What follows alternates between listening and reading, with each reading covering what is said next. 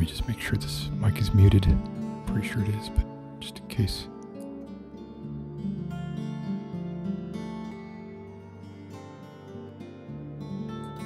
I don't want to accidentally talk into a live mic.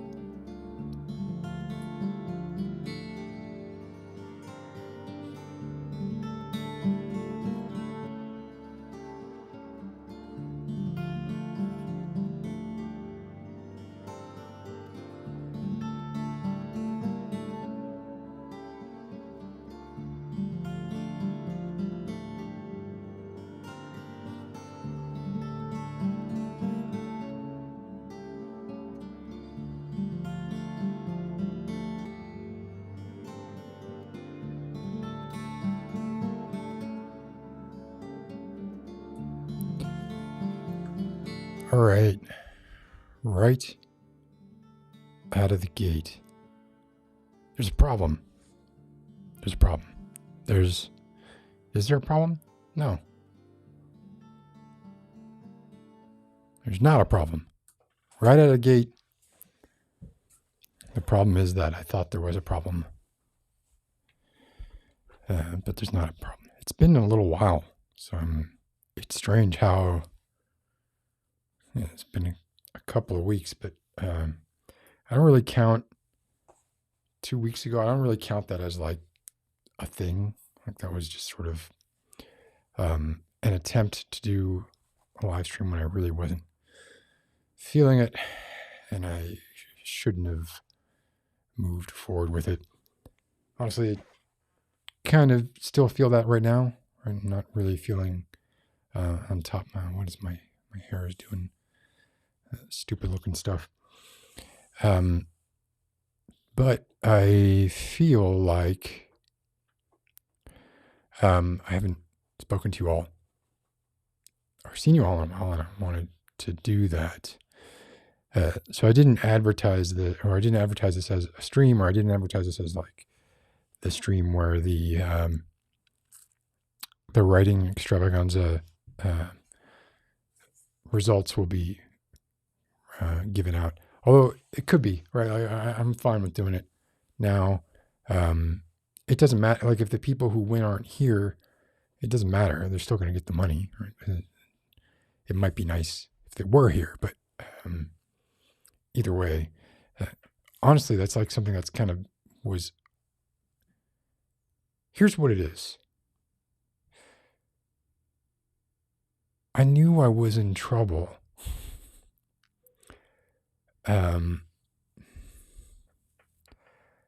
I knew I was in trouble when I made one of those Twitter posts.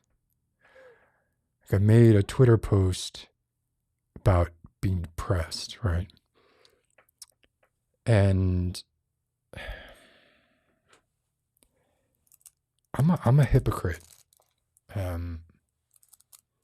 Because when I see these posts all the time from other people. And I think it's not a coincidence that I see these posts in a community, in the ASMR community, right? I think it's pretty widely accepted, although I've had some, as I think I've told stories before, I assumed certain people were depressed and asked them how they dealt with their depression. And the response was, wait, I'm not depressed. Right? So I see these posts, and I often see them as like, why are you doing this on Twitter? Right? There's no expression of solidarity is going to really help. It sometimes feels attention seeking to me, and I did it, and it wasn't for attention. So I deleted it. I deleted it a few hours after I posted it. So I was like, no, I can't show weakness. It's not. I was programmed to not show weakness, but I'm not programmed. Well, I mean, I was programmed to not show weakness, but I feel like I've overcome that. I show weakness all the time. My life. It could be argued that my life is continuing exercise and showing weakness. Cheers. I'm doing it this time so I don't get Coke on the keyboard, because I've paid for that. It's happened several times now, and I've paid for it. I'm done paying for it. But I don't think I have any problem showing weakness. I'm weak. This is welcome to. I mean, I think a lot of us are weak in chat, and I don't think that that's a bad thing. Right? Like it's the that quote about depression is not. It's not. Depression is about your protections failing, because if we saw the world as it truly was, the rational reaction is to be depressed. But we've managed to erect these defenses that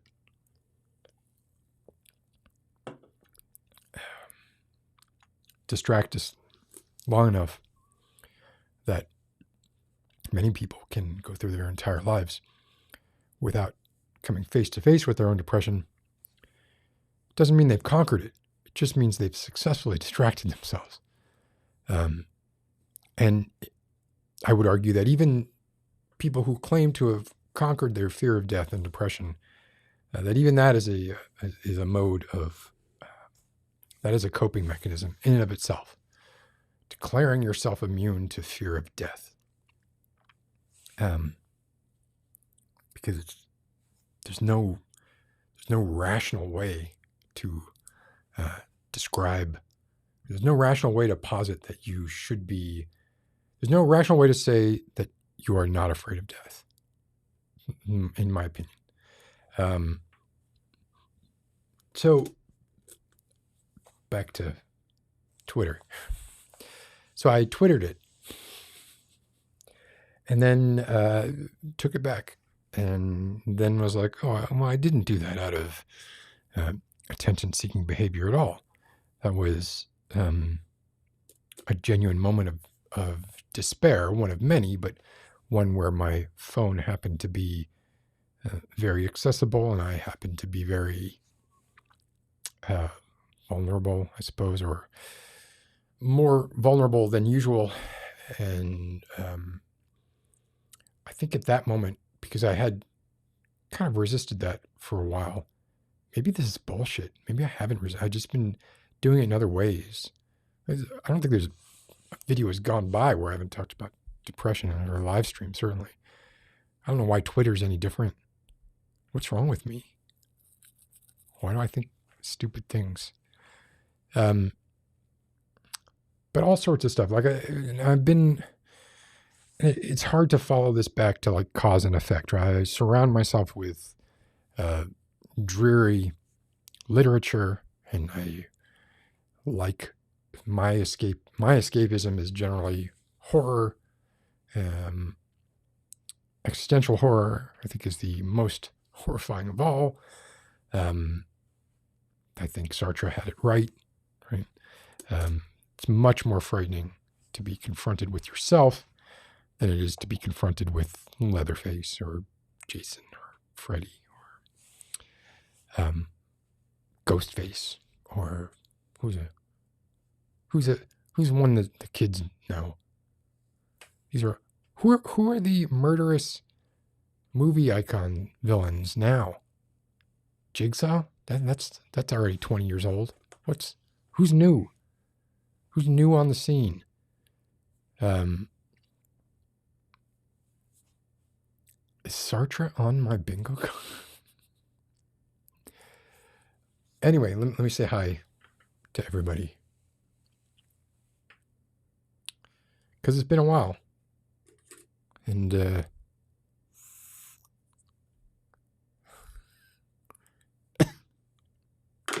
fuck that, man. That's disgusting. Yeah,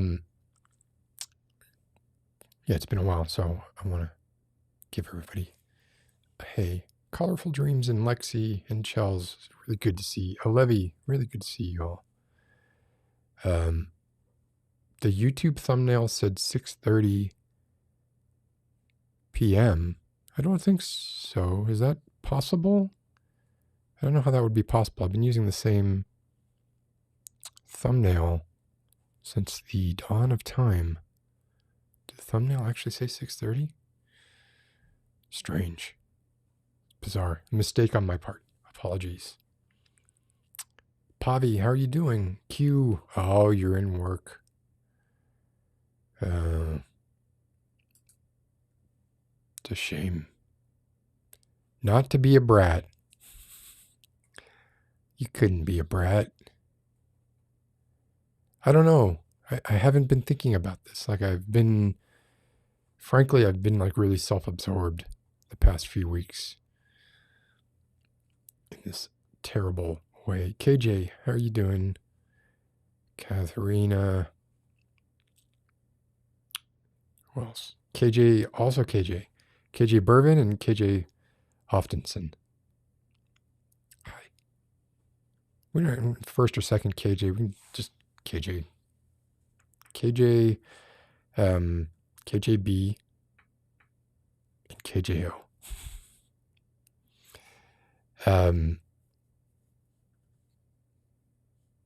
If we were on a ship, would it be called the Grinning Martyr? That's tempting Neptune, isn't it? Lorelei. We would get a visit from Lorelei. I like it. I like it. Nicholas, how are you doing, Nick? Carolyn. Hi, good to see you.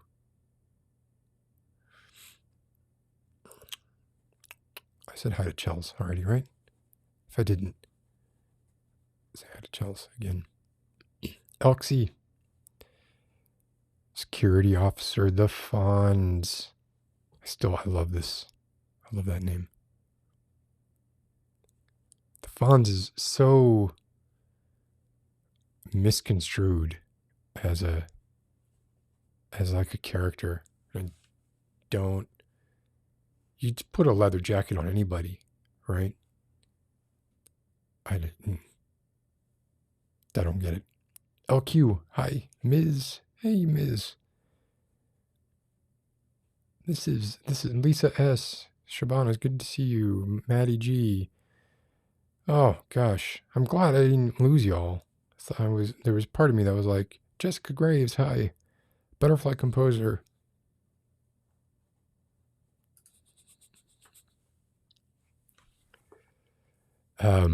As recommended, for my own mental well-being, I have stopped tearing apart or tearing into Jordan Peterson videos. It just does more harm than good. The people who know, what good is it going to do for me to... And the dude's you either think he's right or you think he's wrong, and going through his arguments, although ironically, I have the minute by minute, I think I talked about this last time. These are the kind of insightful notes I had on a Jordan Peterson video that I was taking apart. 4 minutes 30 seconds in, arrogant, he is selling everything. I think he was saying that I'm not selling anything. And he just came across as like so arrogant and angry. 55 seconds. Haven't discussed a relationship between responsibility, and I can't read what that word is. 1 minute and 6 in, writes, this is shallow. Human writes in with impulsive pleasures, called both shallow. This is a false equivalency. 1 minute and 45 seconds in, how many times does Jordan Peterson appeal to his clinical work? This is an ad hominem of dubious value. 1 minute and 55 seconds in. Credible. Scientist. How so? Citations. Self-perpetuity.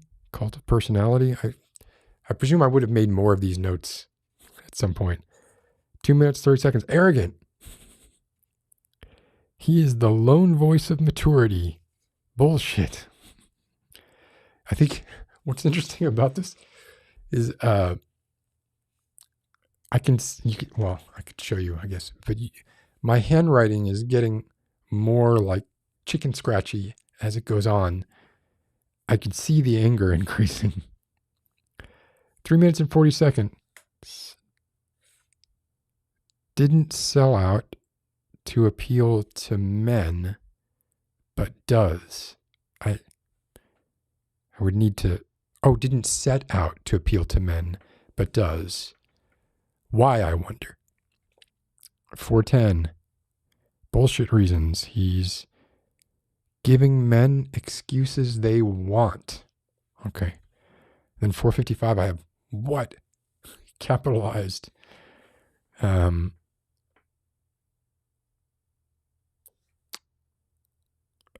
What sense? In what sense is society male appointed? He was literally defending the statement in this. I'm doing the opposite of what I said I would do. He's literally defending the statement in this video that I was looking at. He's trying to challenge the person he's speaking to, who is female, when she says that American culture is largely established by, the rules are established by and perpetuated by men. And he's challenging that. He literally is like, in what way? In what ways? Or tell me in what way? Like, what ways? You tell me what way it's not. You fucking fuck. 517. I don't know. Arguing things. I can't read that. Sorry. Like, yeah, my penmanship got worse and worse the longer I was watching this video.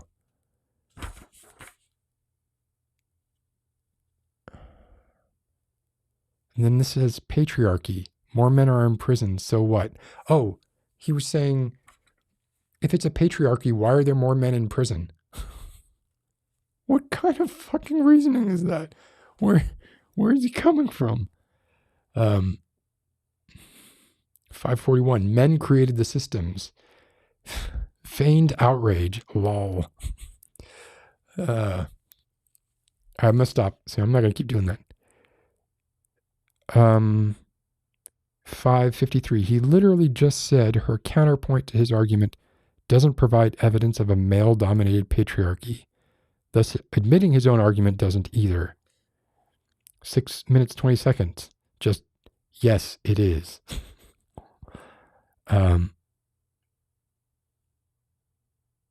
655, in large letters, plumber.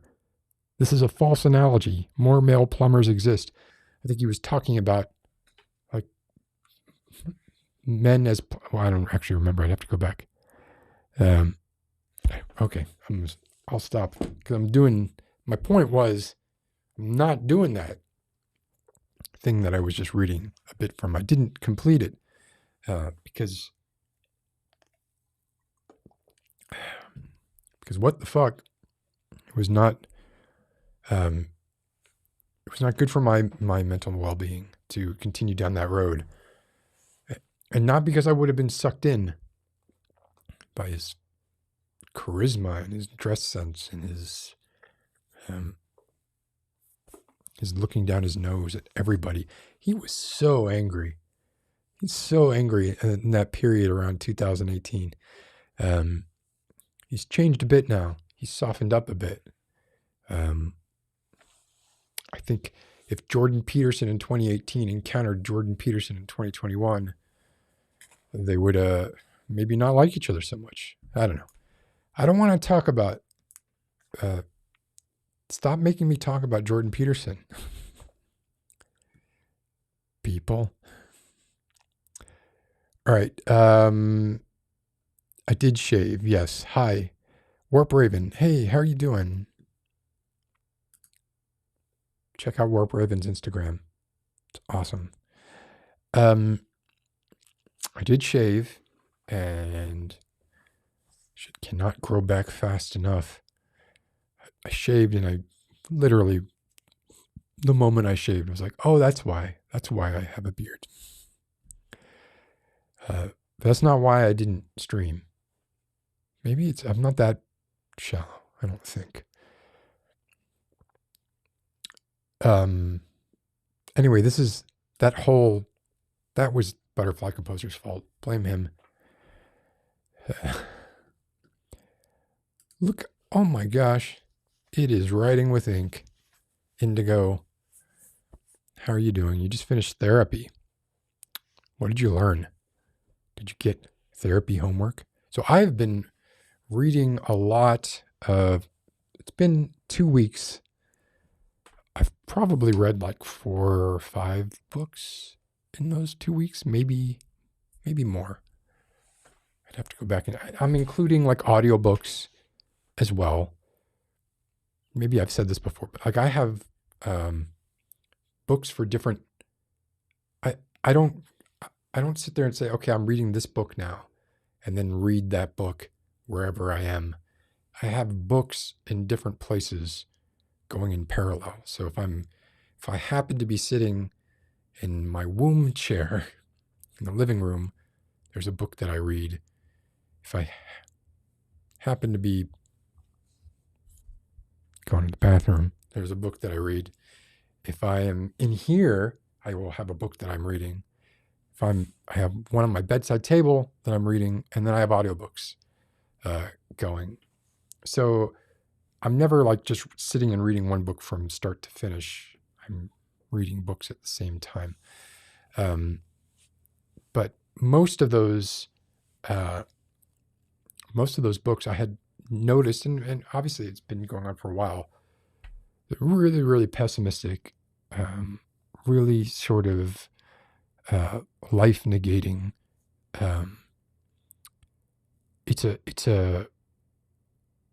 It was a tragedy to be born. Being born is a tragedy, right? That's the sort of you could almost say that's the thesis of almost every Schopenhauer line.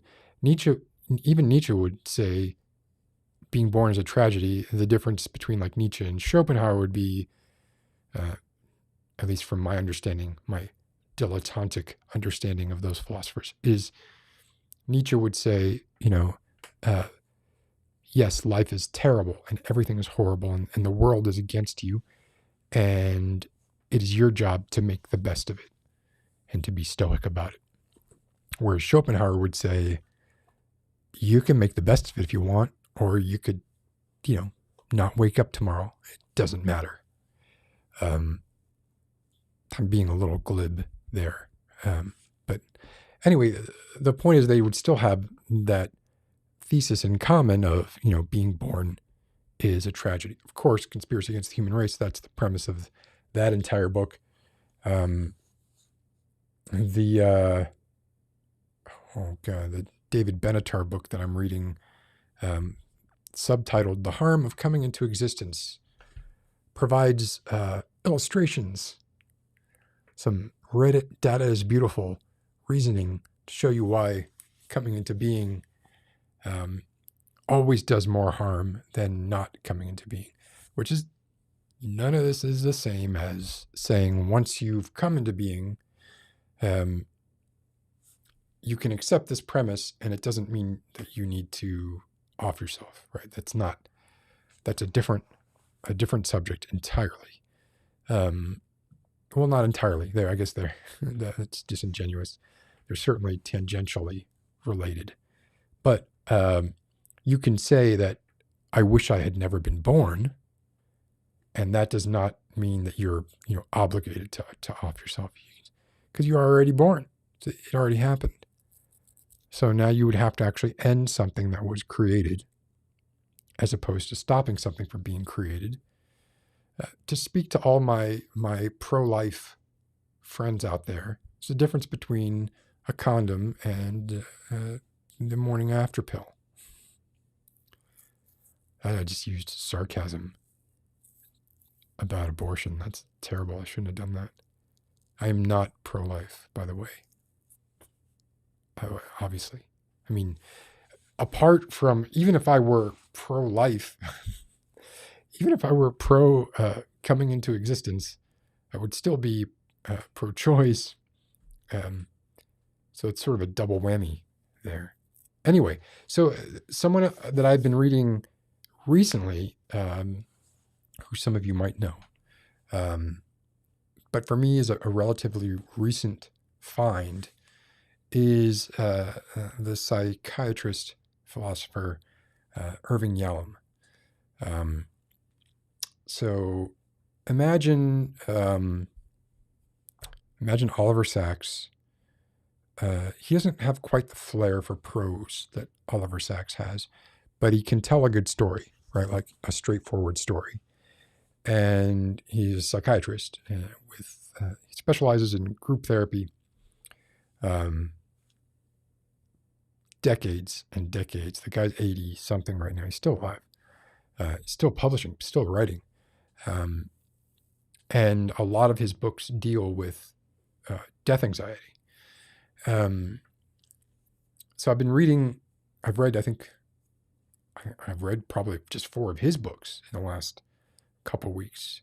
Staring at the Sun, The Schopenhauer Cure, When Nietzsche Wept, Love's Executioner. I think there's one more. I can't recall the title.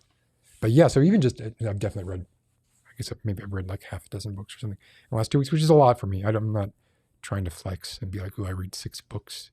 I read 3 books a week. I don't usually read that much. And also, like, there's a big difference for me anyway between, say, reading a book by Irving Yalom and reading, Counsels and Maxims, or rereading Counsels and Maxims by Schopenhauer. You could spend a month reading Counsels and Maxims, and it's 500 pages, but still. Who was it? I saw something where someone was saying that they don't believe anyone's ever read Infinite Jest, the David Foster Wallace book. I don't think anyone's actually read it. Oh, this is what it was. It was a video I saw where someone was talking about like books that are red flags for men. And I was curious. I was like, well, I wonder, obviously, like, some books that are going to be on there. Like if you go into someone's house and Holden Caulfield is prime front and center on their bookshelf, but they can't really say why, you may want to be careful, right? So some of the authors were Faulkner, which I disagree with that. I think Faulkner, if you can get through Faulkner, I think he's difficult. He's not an easy read for me. He's not like a light read, like, say, Irving Yalom is, right? So, yeah, this person said Faulkner, Kerouac, Bukowski, any of the beats, pretty much. Which, whatever. Like, I'm sort of meh on that whole school. I enjoyed On the Road when I read it when I was 14 years old or whatever. And the same goes for Bukowski. Actually, I like Bukowski, but I don't know. I mean, I wouldn't. It's not a hill I would choose to die on. And I don't really know anything about them. I don't really know anything about their, except for their professed way of life. I don't really know anything about them personally. So if they're terrible people, let me know. I don't want to espouse shit that's terrible. But one of the books that she said was Infinite Jest. So if you go on a date with someone and they either have Infinite Jest or say they have read Infinite Jest, that's a red flag. And the reason she said it was a red flag is because they haven't read Infinite Jest. Because, and this is hyperbole, I'm sure, claims that no one has ever read Infinite Jest in its entirety. And I took umbrage at that because I have. Right? And lots of people have. And she said, one of the things she said was like, anyone who claims to have read Infinite Jest, ask them what it's about and see if they can tell you what it's about. And the thing about that was, I've read Infinite Jest. I know I've read Infinite Jest. I tried reading it a long time ago in the late 90s or whatever, shortly after it had come out. And I failed. I got about 200 pages in and I stopped. And I probably told people that I had read Infinite Jest at that point. But I actually got through it the second time.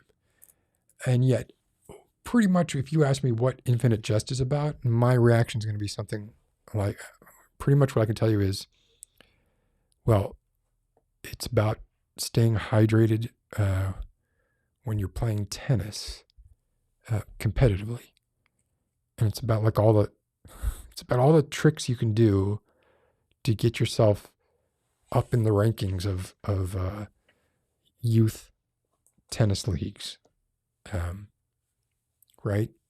And then I'd probably like plot wise, that's all I remember about Infinite Jest is, in fact, it's weird to me that like one of the things I remember most is like the way you don't, when you drink Gatorade, when you're on the tennis court, you cheek it.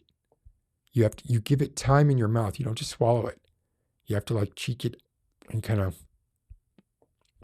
in order for maximum electrolyte absorption or something like that. I don't know exactly what it was. It was something like that. But you asked me like the line that stands out to me from this 1,200 page book,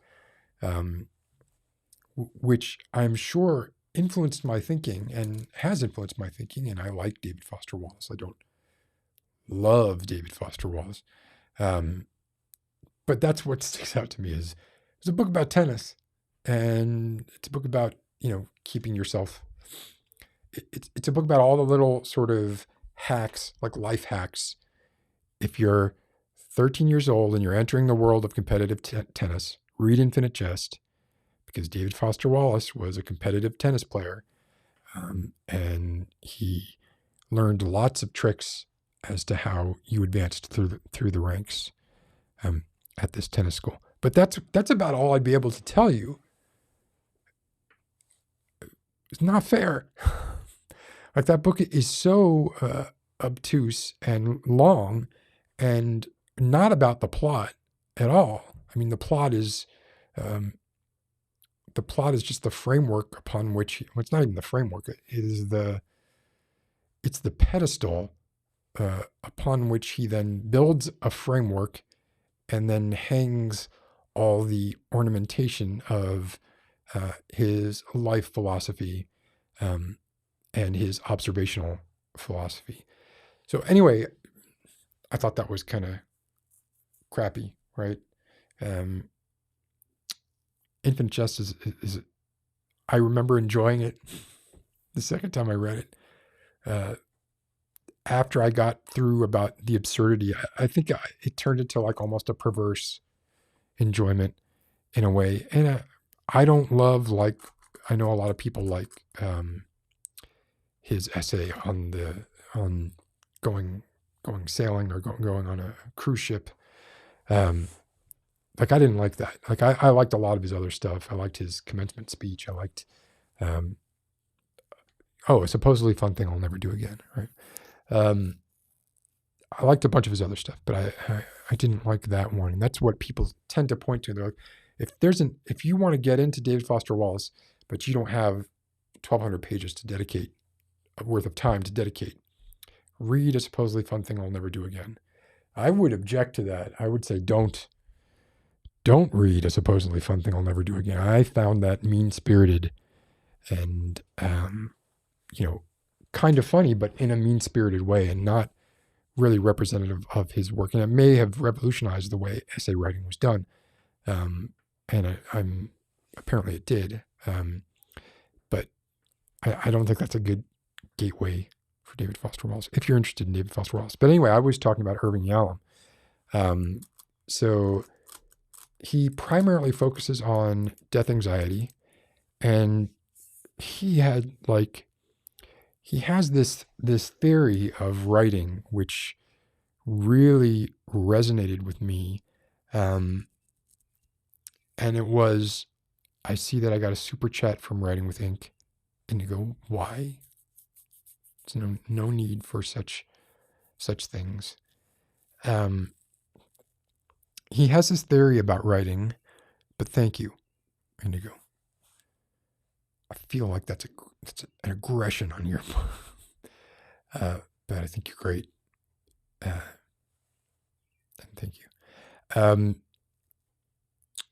Anyway, so Irvin Yalom has this theory which kind of lines up in a weird way with this way that I had been sort of tricking myself into thinking that I am doing more than watching crap TV.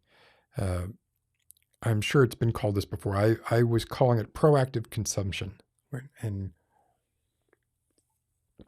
trying to get into this mind frame that if you accept the theory, the Roland Barthes theory of death of the author, if you accept that, then when you read something or look at a piece of art, let's say reading, because I'm really just talking about reading right now, or no, read or watch something. If there's media that's presented to you as entertainment that you read or watch or listen to, right? If you are proactively consuming it, then you are putting effort into getting something out of it. So if it's something that at face value, if you want to just zone out and not put any effort in because you want something to take the stress off of that part of your brain, that's escapist, right? What I'm talking about is taking something and making it work for yourself, something that normally wouldn't be work. Let's say, as an example, a Great British Baking Show, right? On its surface, it's difficult to see how, like, watching an episode of the Great British Baking Show, which really, Great British Bake Off would so much better. I realize there's copyright reasons they couldn't call it that in America, but some loud birds outside. So on its surface, if you're watching the Great British Baking Show, it's difficult to say, I'm learning.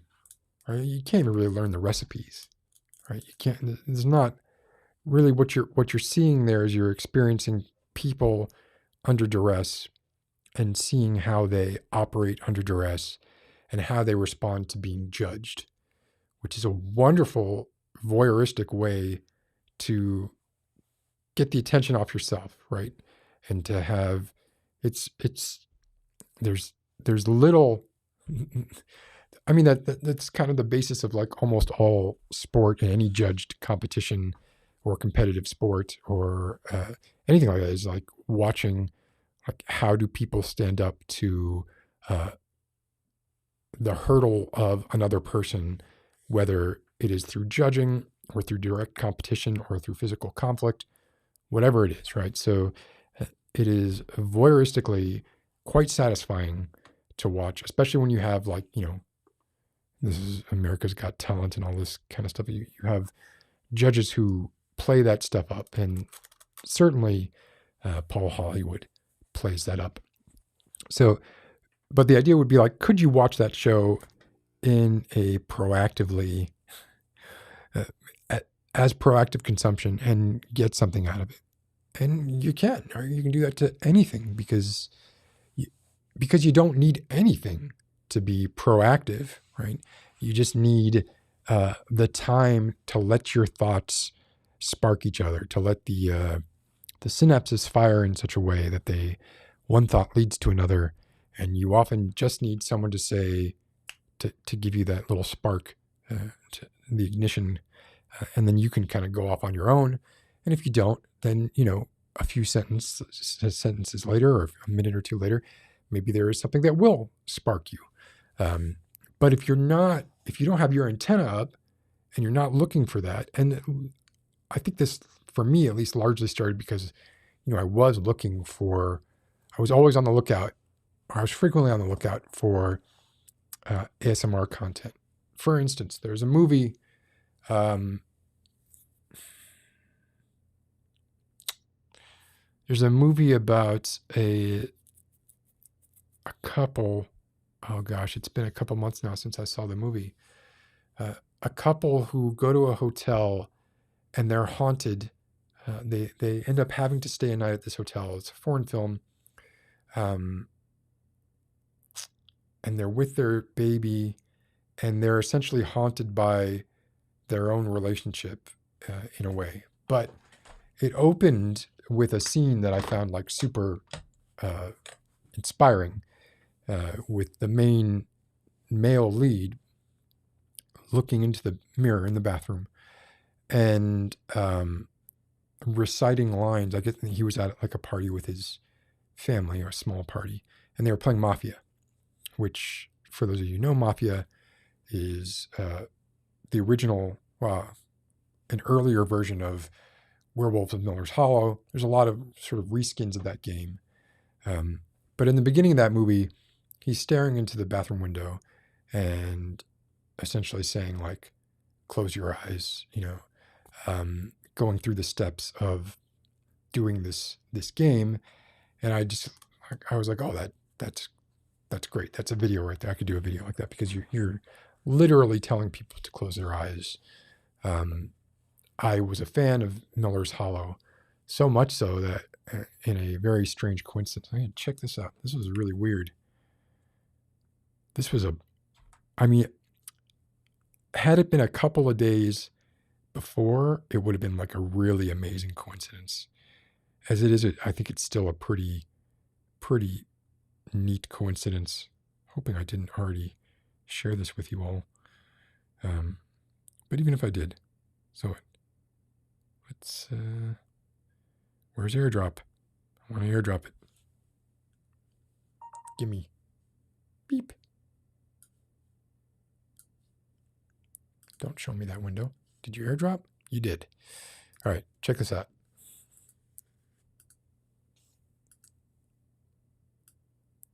Or you could open the Finder window. Open the window if you like. That'd be great. Oh, good. Here we go. Yeah. Look at this. This is crazy. This is totally unknown to me. Just coincidence. So I bought, let's resize it a little bit here. I literally bought Werewolves of Miller's Hollow a decade ago. And then I saw this movie and I was like, oh, I want to do a video of Werewolves of Miller's Hollow. Looked for it. And the cards were gone, nowhere to be found. Bought it again. And thanks to the joy that is Amazon, thanks to our great benefactor, Amazon, I was able to see that I had ordered it 10 years ago, exactly 10 years ago, and 10 years and 2 days ago. So I'd bought it 10 years and 2 days prior to buying it. Perhaps, dare to dream, I live this long, 10 years from now, I will buy it again. But I thought that was a really sort of,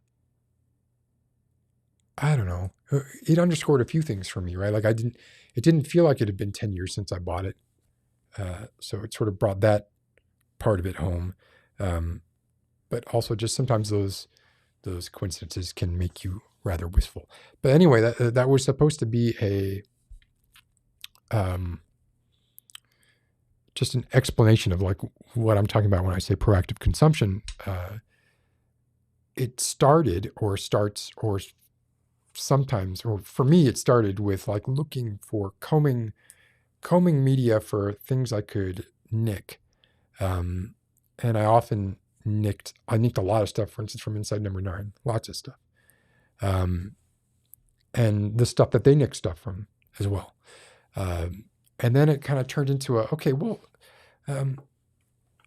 it's well and good that I'm stealing ideas from these well-established movies or books or what have you in order to make videos. But, I only make like a video a month, if that. So is there something else that I can be doing? And that's where this sort of idea of proactive consumption became a thing that I was trying to do, and continue to try to do. And the reason that I'm talking about this is to bring it back to Irving Yalom, who, and plenty of other authors have done this, but the way that he phrased it to me, I thought was, not to me, the way he phrased it was pretty on the mark. He said that he was trying to write instructional fiction, which I think that's brilliant. It's not historical fiction. One of the quotes was like history is fiction that happened, and fiction is history that might have happened, or something like that.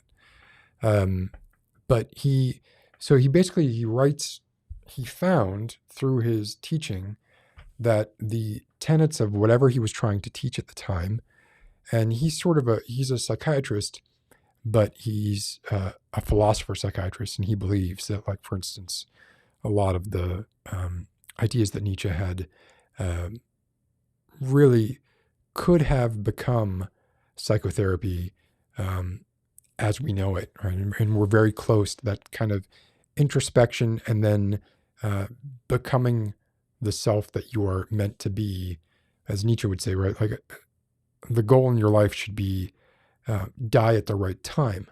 That is to say, when you're done with what it is that you're presumably put on this planet to do, not assuming that there is like a predestiny, but sort of like you're here now.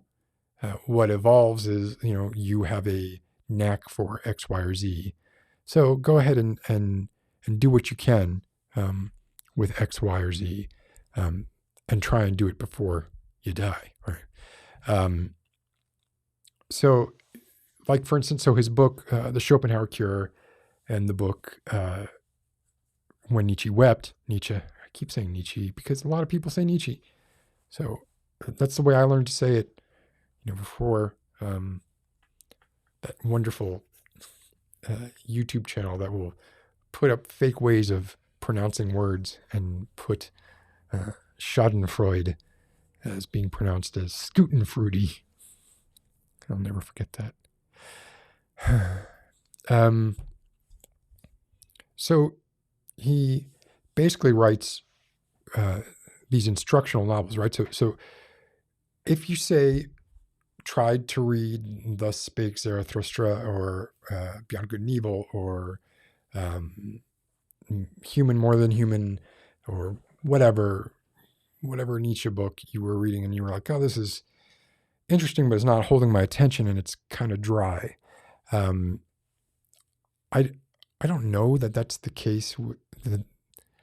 I think most people can read Nietzsche. Nietzsche was, I think, a pretty good writer, apart from having interesting ideas. Like, he could also write pretty well, whereas Schopenhauer is much harder to read, in my opinion. So maybe The Schopenhauer Cure is a better example. I like the ideas that this guy is talking about, or this person is talking about, but I can't get through their books. So if there was a fictional narrative framed around those ideas, it might be much easier for you. And then why shouldn't you? You have to trust the person doing the retelling, right? You don't want to pervert one of the problems with Nietzsche. And I had known this to some extent, but I hadn't known the full extent of it. Was like his sister Elizabeth. Apparently, she was, fierce anti-Semite. Very much wanted to restructure Friedrich's ideas of the Übermensch to fit in with Nazism, which Friedrich Nietzsche rejected summarily, and disagreed with, right? And was not an anti-Semite, but also, like, the last 10 years of his life, he was not all there, right? think it was syphilis or something, and control of his work and how his work was presented and how his work was translated fell to his sister, Elizabeth. So I think a lot of people associate Nietzsche with the rise of Nazism and his philosophy with anti-Semitic views. I don't think that's true, really. Although I'm not an expert, right? I am in all things a dilettante, flitting from flower to flower,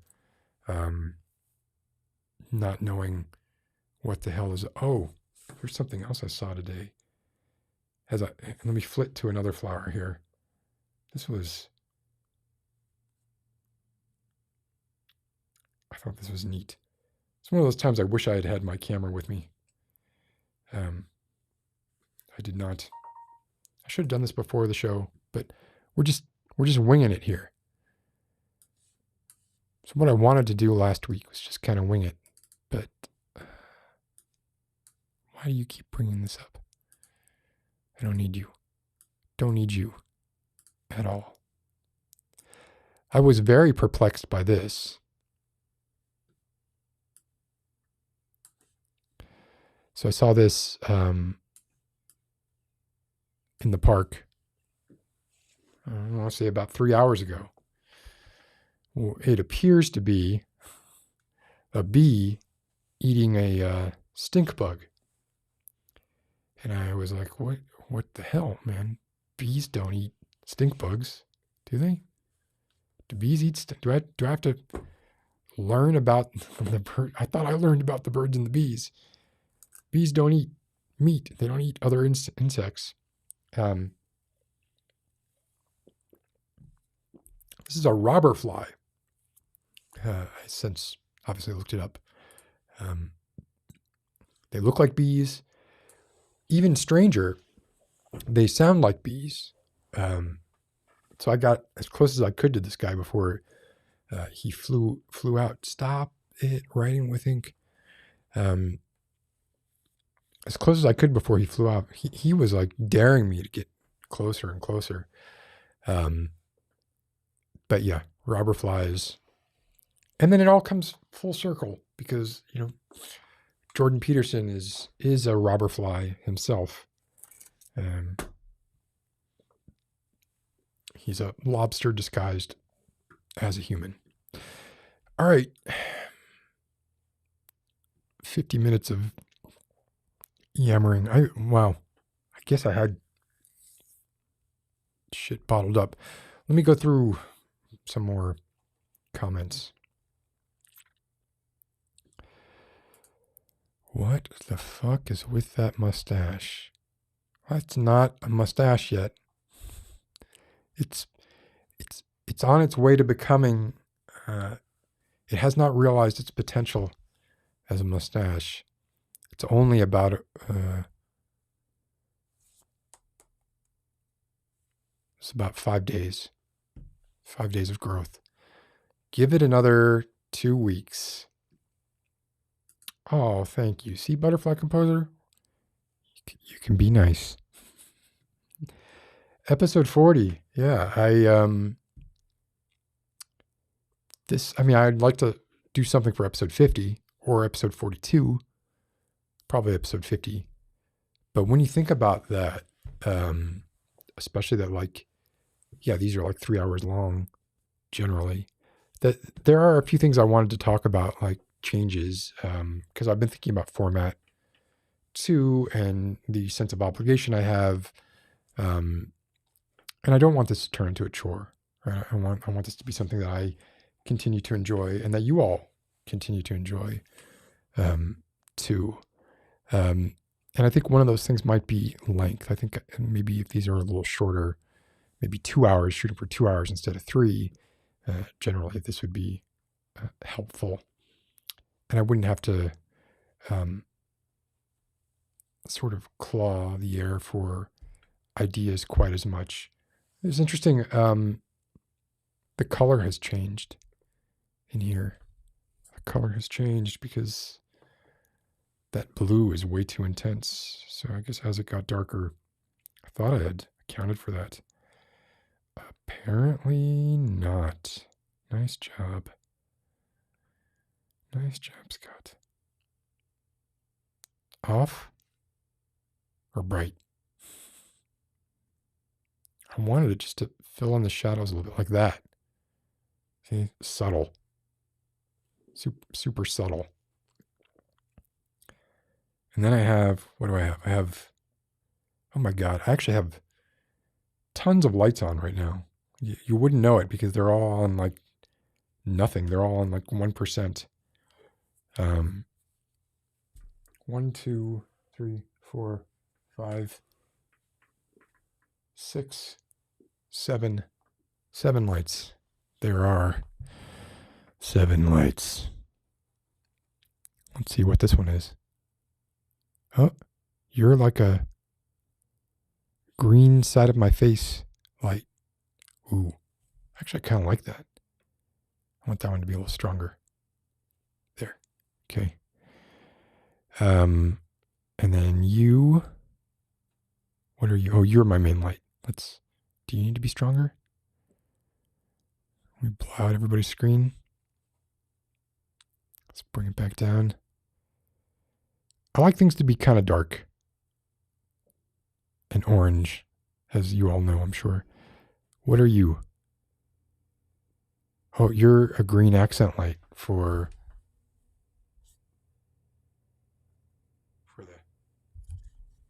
the cup and the eye/hand of Vecna. Crank that. I'm putting a bunch of stuff in glass. So you'll see more glass containers. I got a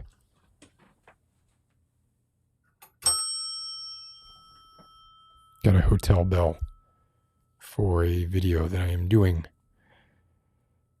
And I'll say it, I'm doing a video based on Needful Things as Leland Gaunt. And you are a hair light? Yes. Hair light. But not very focused. So really you're spilling. You're spilling all over the place.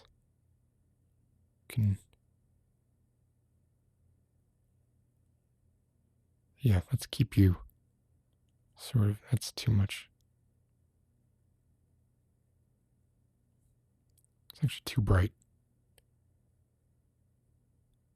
You're actually washing out the picture a bit. I don't appreciate that. How's that sit with that? Anyway.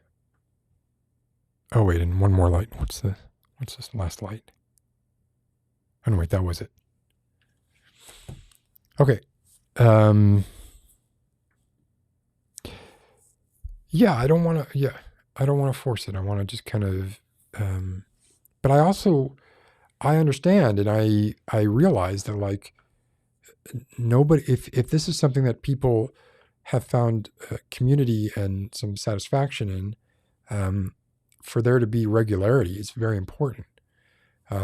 So I want to try and maintain the regularity, and that's why like I'm talking about like, well, maybe it would be a bit shorter, and that might help, because basically I get off work, right, and then I set up for this, and then when I'm done with this, I go to bed. So it can be a little difficult. Okay. Oh, this is kind, Lexi. Hey, Constance. You haven't seen a can of Coke since last stream. Good for you, and this is I'm sure I'm pre-diabetic as a result of this.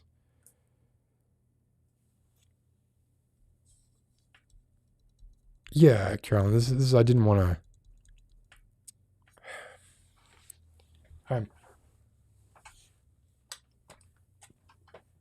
I can be very judgmental, and I need to really kind of double down on that. so much YouTube drama that I'm trying not to get sucked into. Frenemies podcast falling apart. One of the I've sort of tried to stay out of that. Tried not to watch that, even in a proactive consumption kind of way.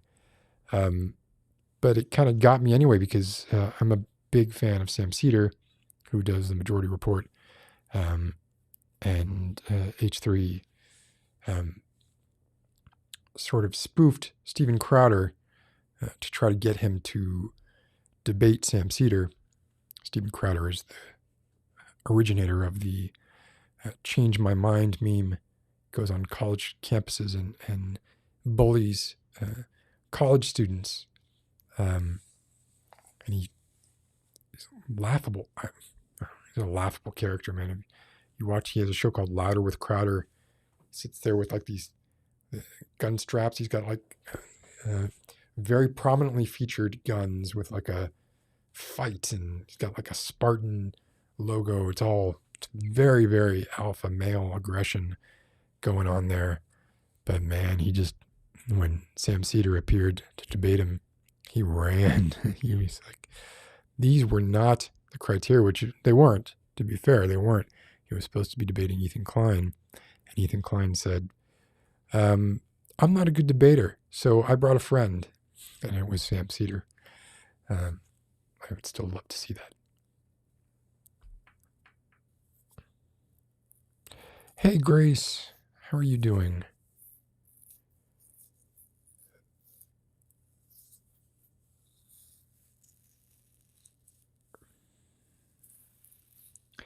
This is my problem is I regret a lot. And this is one of the reasons like a live stream is really weird for me, because I regret things I say a lot. So, Isra, how are you doing? Of course. Can't leave it. Gotta make that bigger. Just right smack in the middle. Right smack in the middle of it. Very true, Alvin. And hello, I don't know if I said hello to you or not. Yeah. Where's we need a new iconic killer. Oops. Oh, this is going all over the place here. Someone with I'm gonna blame Marvel for this too then. We need interesting pathos and a good backstory. You might sympathize with that person a bit. I don't know. I don't know who Tony Todd is. Sorry. I don't know who Tony Todd is.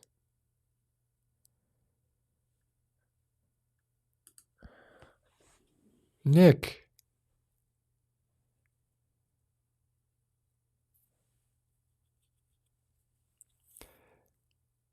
You think that younger generations have less desire to see those taboos explored? Or do you think that it comes out in ways other than movies? I'm not part of a younger generation, so I can only speak from the outside.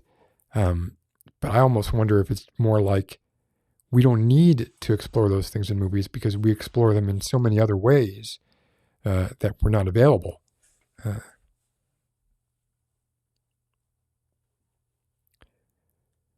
What? Oh, Jessica, ganging up on me with butterfly. This is like, right, the trope that came out of trying to get away from the trope. The new trope is the villain origin story, right? But I find relatable villains far more compelling regardless.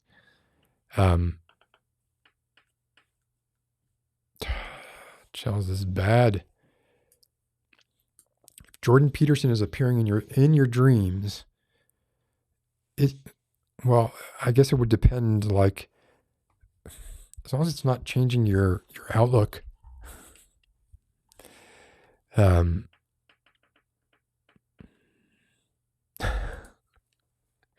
maybe Jordan Peterson is the iconic villain that of this generation, and he's actually, yeah, he's playing the long game. He is he's like, I don't need to come into your bedroom with a knife. I can do so much more damage by just making YouTube videos. Create an army. Mafarath, I don't think I've seen you before. Hi, how are you doing? All right, I need to jump down a bit. Um,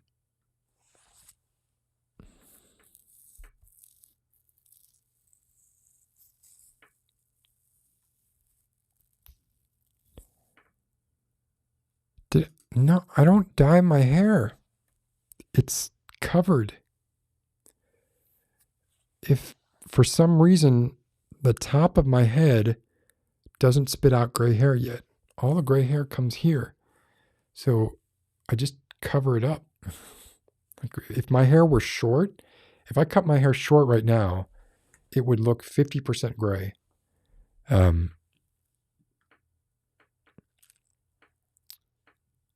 Yeah, I do. I'm one of those people who has a womb chair. Sorry. I think it's lovely. This is interesting. Yeah. So John McAfee,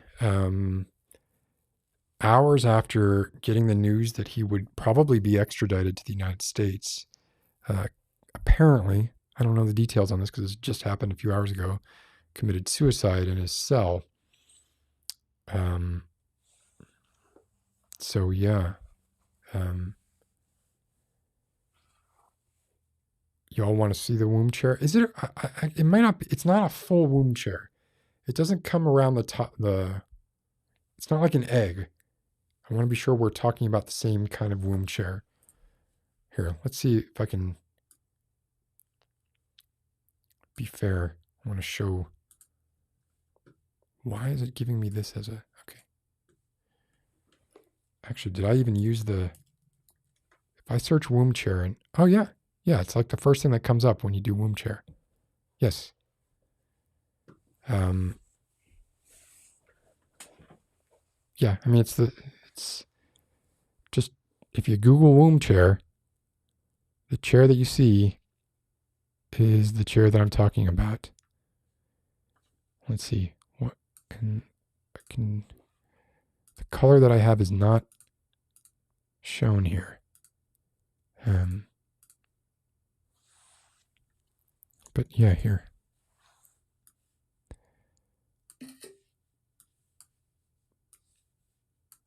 Womb chair. And you got a little bit of my eCam stuff. And I use it.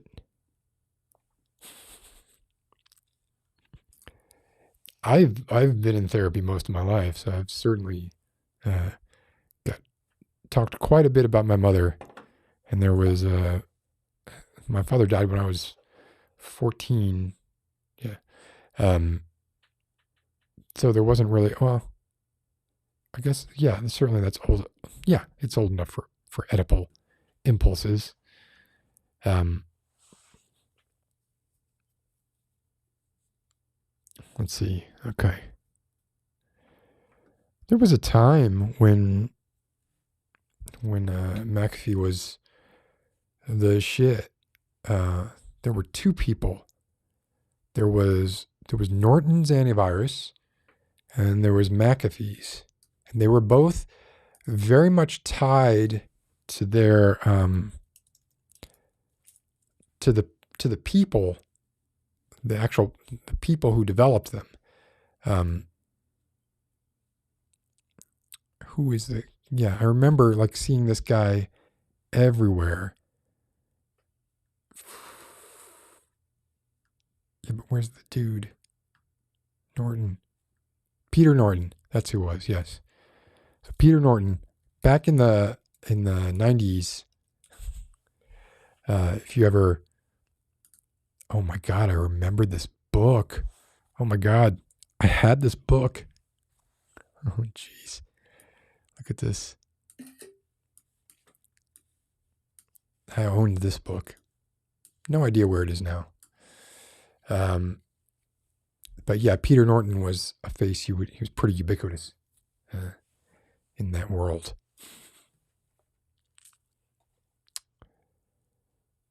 Oh, let's not. I'm always super orange. Hey, Hextech Gunblade, good to see you. It's been a while.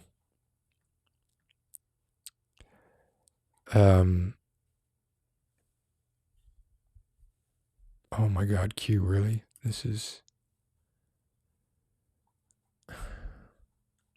Smile. Oh. Cute. All right, well, there's enough people here. I think let's do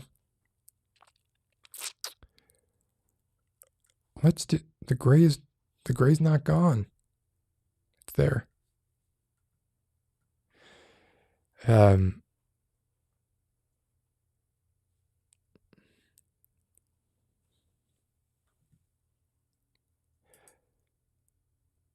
This was actually, Ulysses was actually in that list, I think, as well. Victor Seminaire Soder.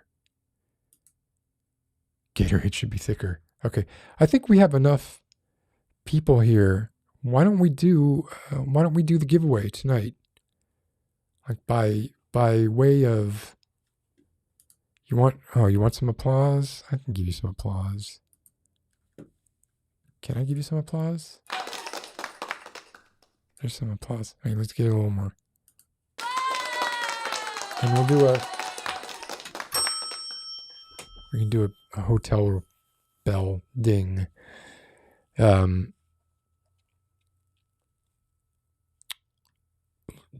we do the giveaway tonight? Let's do it. Let's do it. There's like 45 people here. I think most people who are here are people who have done the giveaway. So, as you all know, for this extravaganza, okay, so we're moving into the extravaganza part. Let me get to the bottom of the chat really quick first. Gator Mail. What? Oh my God. Hey, Paper, how are you doing? Oh man, I can't, I'm reading this stuff and it seems like it's referencing what I was saying at the time. Hey, Roman Check 75. Oh, by the way, right? Cyberpunk 2077 came back to the PlayStation Store. So, guess who's playing it again? This guy. Who's got 2 thumbs? Hey, Hera. I love the Vivian avatar. And I love the sentiment expressed here as well. Yeah. What was that Tom Hanks movie? It's one with Meg Ryan. It was not Sleepless in Seattle. It was You've Got Mail, I think. Which was about a big bookstore putting a small bookstore, independent bookstore, out of business. But they had to tie email into it somehow. This is what it is, yeah. I mean, I don't know if you're being sarcastic or not, but it was, and it is. Why was I shouting? Was I shouting? Indigo does slay. I like. Oh, I thought this was a syringe.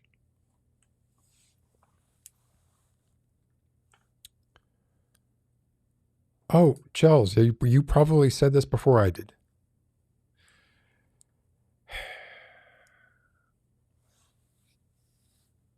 All right, let me Get down to the bottom. Please don't tangent again.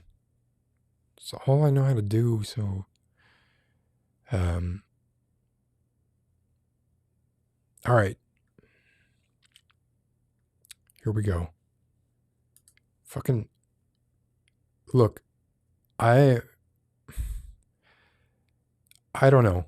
Samuel Beckett, for me, Waiting for Godot is like such an overrated piece of crap. Like I can't find, I don't understand it. I think we talked about this before, right? Like, the only thing I can think of is like a tabula rasa for people to project their own stuff on. Because I cannot understand how that play is as successful as it is, or seen as like incredible as apparently it seems to be. And it's just a boring crap thing. Okay, I'm catching up. I'm going down to the bottom. I'm catching up. So if there's something like super, Tony Todd is Candyman. I love that movie. And they're remaking it, aren't they? Sorry, I do know. I just didn't know the name. Sorry. I am sorry.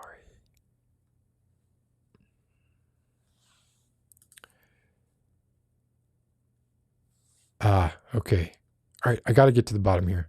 So I'm getting down to the bottom. Ava, hey, I didn't see you until just now. Paloma, nice to see you, or possibly meet you. Gara London. I don't know. Is this allegedly? This is allegedly, right? Oh, good night, Indigo. Cawthon, good to see you. Okay. I'm almost at the bottom here. If there's anything super important that I missed, then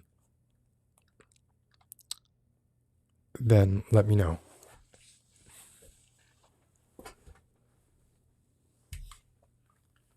But okay, so let's move on to the extravaganza part of the episode. Now, as people probably know, or everybody here probably already knows, let's see if I can find can I find it? That's not it. That's not it at all. But while we're there, oh, what happened? What happened to my thing?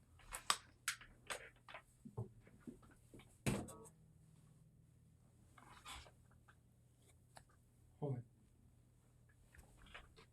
They fell.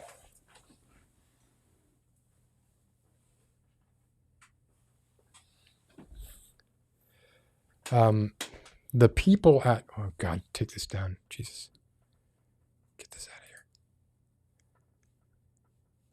Why did I put that up? The people at, what is this? Oh man, really? I mean, it just says enjoying on it. I don't really get that.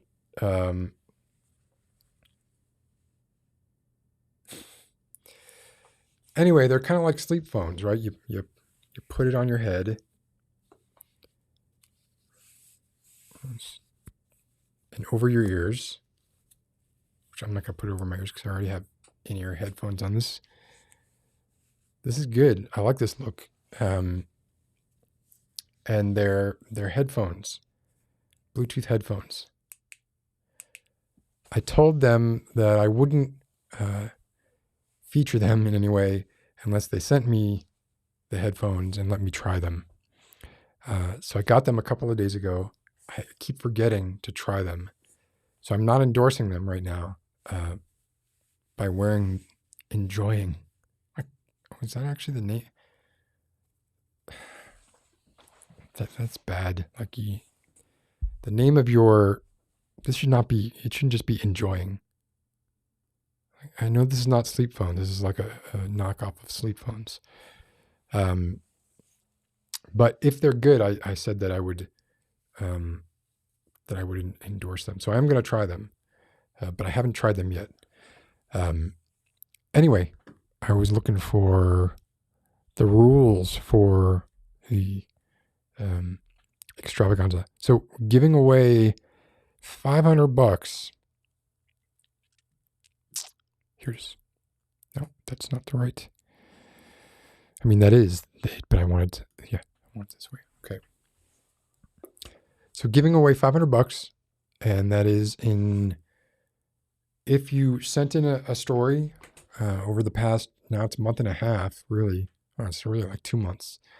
And it was a certain amount of words. Was it 3,000, 4,000? And then I'm going to choose just randomly from the people who submitted stories. I'm going to choose a $200 grand prize. Wait. Let's read the rules together. Why don't we? Yes, 2,000 to 4,000 words in length. Yeah. Of course. Definitely.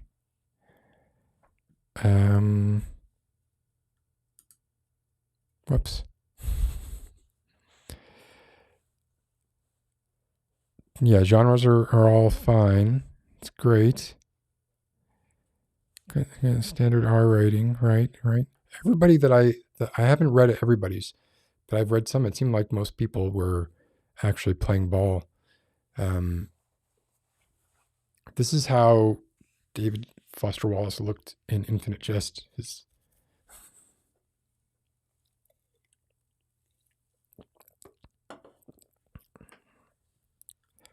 Submission constitutes agreement to have your story read. Yeah, so we're going to do something where we, ideally, I would like to be able to have someone call in and read someone else's story. But maybe they wouldn't know whose story it was. Maybe they would have to guess whose story it was. That would be great.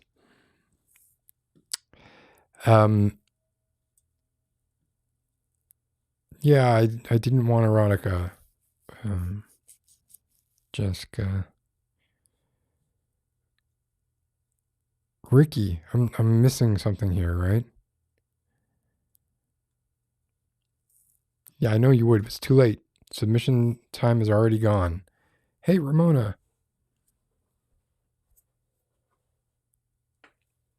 So, okay, prizes. Yes, a $200 first prize, and then 3 separate $100 prizes. So, let's do it. Because I have them all ready to go right here. I'm not sure why it keeps doing this. Something weird going on with.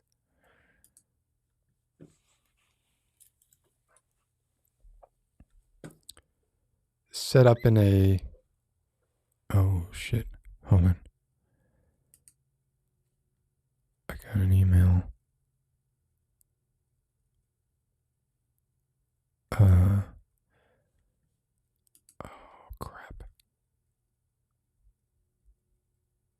Hope you all don't see this. Let's see.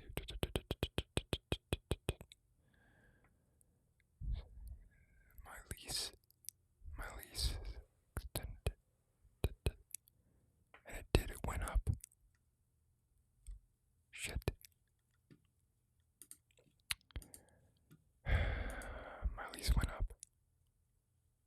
I thought maybe they wouldn't have it go up.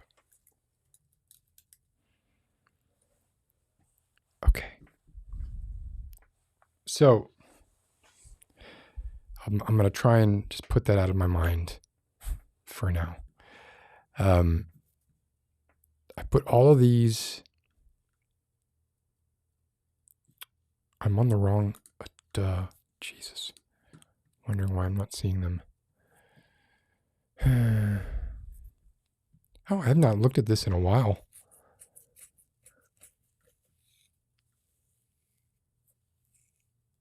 Oh, I had people reach out to me about that tweet.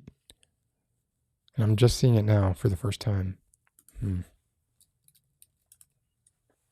Thank you, people who reached out to me about... What is this? Hold on a second.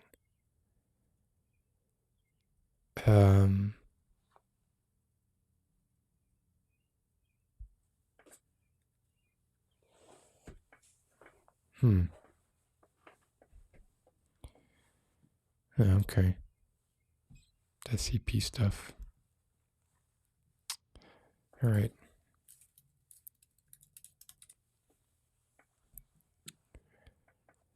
Okay, so we had lots of people. So you also had to have a PayPal address. Okay. So if you don't have a PayPal address, we're not going to do the giveaway. Why won't we do the giveaway? That's what I want to do now.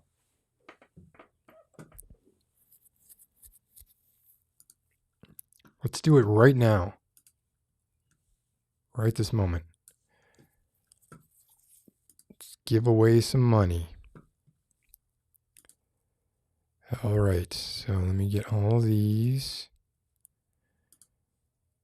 And I just want to be sure that,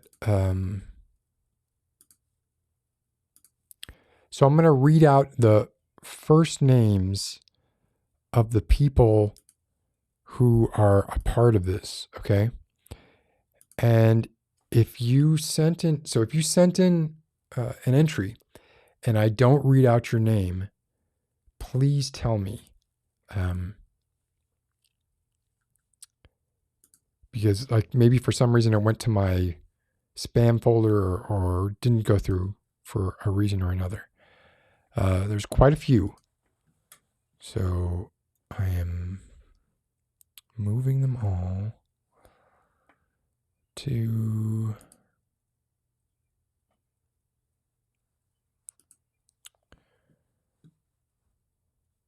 Don't want to archive them.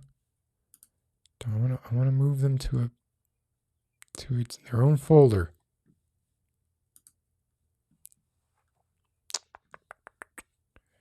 New folder. Sorry.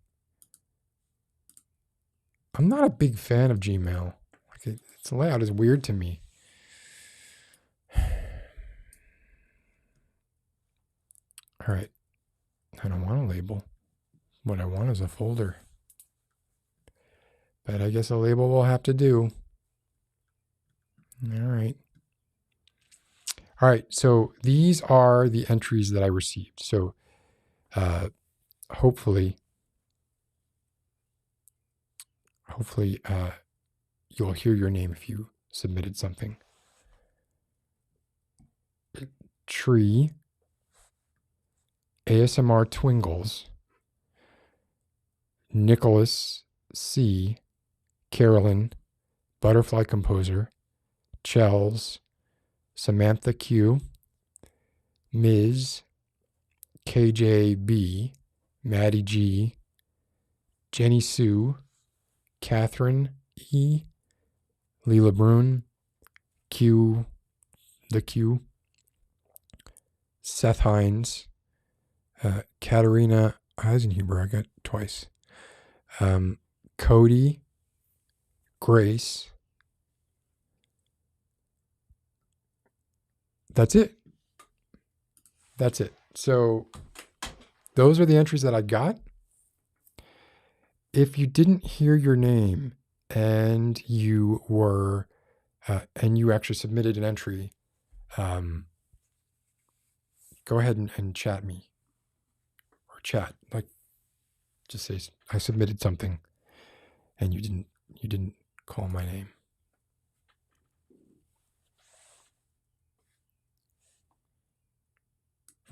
I'm going to wait a moment so we can see here. Colorful Dreams. I didn't call your name. Colorful dreams. Tree. Yes, yeah, I called your name. It's Tree.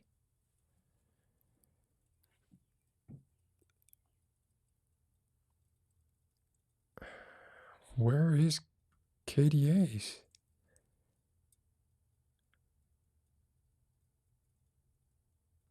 I don't have it.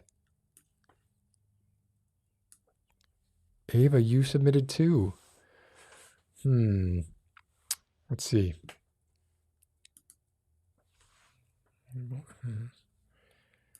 Create new writing contest. Create. Okay. Let's see. Because maybe the filter that I chose was not broad enough. Okay.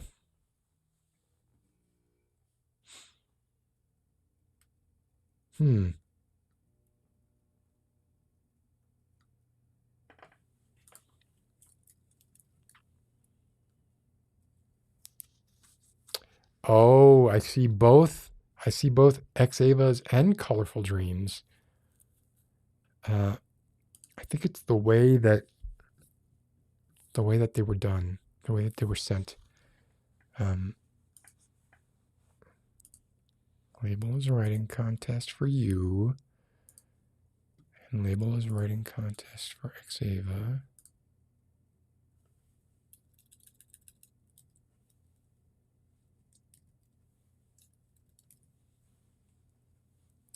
Why does that not?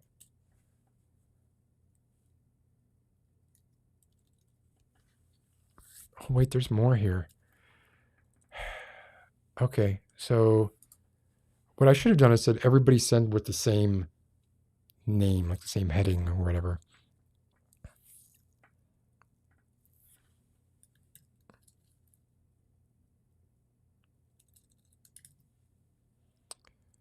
All right.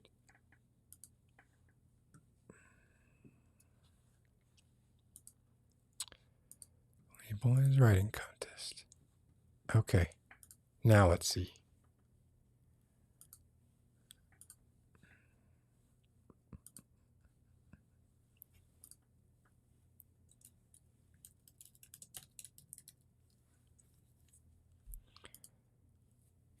All right, was there anyone else? I got KDA and Xavas.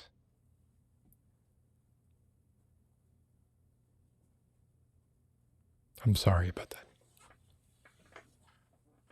It might be something about the way French people title their emails. Well, you didn't think about it, but I didn't think about it. I should have made it a rule, right? Like just like so that I could sort them easily. But I think I've got everybody. And how many is that? This is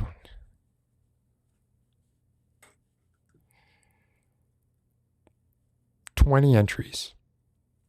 So 20 entries. Your chance is pretty good.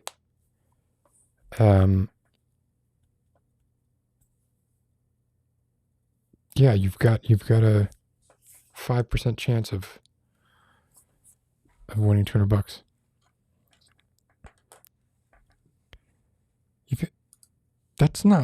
That doesn't work the same. That would be $1,000.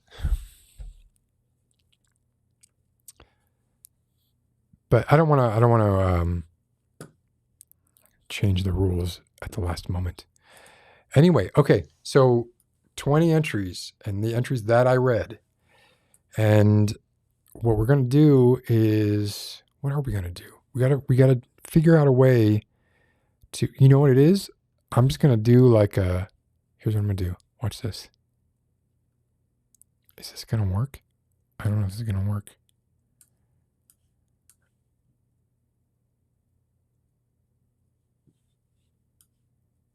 Yeah, Katerina, I saw that. That's fine. Either way, it's one entry, right? All right, watch this. Well, don't watch this. Just experience this.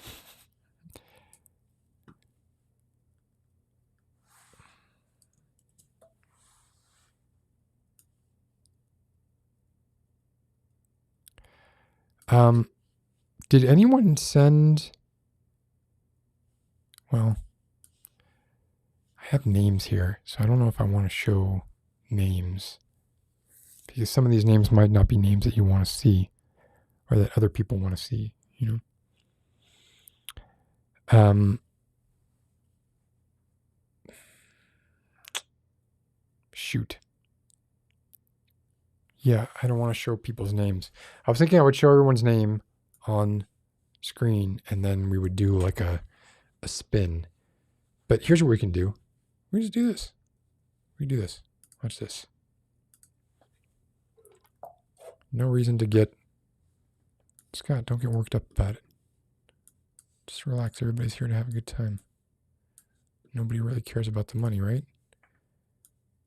Nobody cares about the money, right? Why does this program window keep popping up? I really don't like that. It just gets in my way. It keeps appearing, which I don't understand why. Why does it keep appearing? All right, here we go. No, not here we go. Here we go with the going. Another step to do before we can actually do the... Yeah, pop up the program window again. Thanks. Very useful. I'm just going to put the program window down here because it keeps popping it up and annoying me. So, there. Pop up all you want. I don't care. Money's just a perk. Jessica, you didn't enter. Did you? Jessica did not enter, so you wouldn't be seeing your name because thou did not enter. All right, come on. What's the best way to do it? Get this together. I'm going to add a text layer right now. You're watching this happen as we go here. Let's pick a pretty font. Let's see.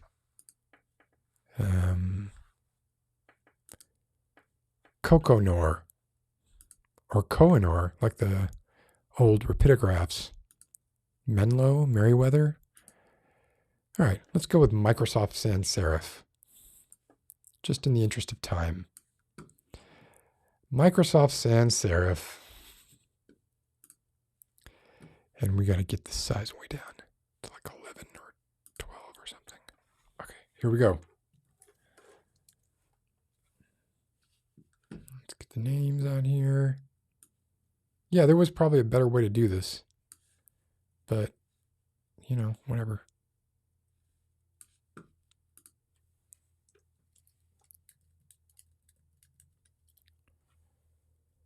What the fuck?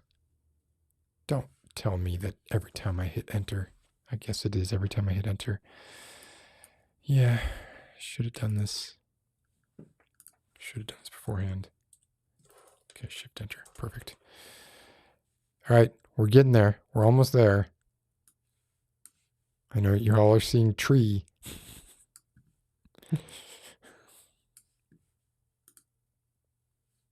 Stop covering my shit, all you windows. I need multiple. That's the next step I need to do is multiple monitors here. Because this is really annoying.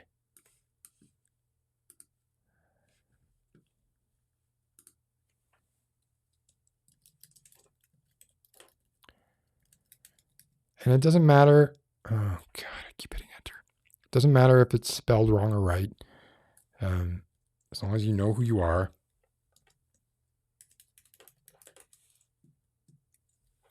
Yeah, like it just corrected colorful. But it's all right. We know who colorful is.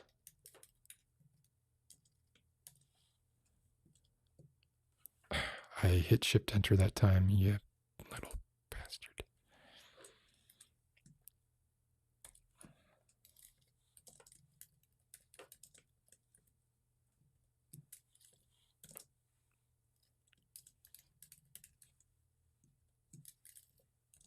We're halfway there.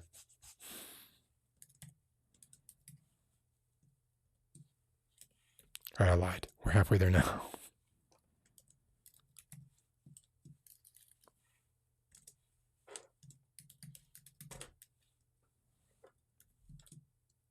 Is this enjoyable for everybody? Talk amongst yourselves. Ms. It corrected you to mix. But don't worry, I know. I know who.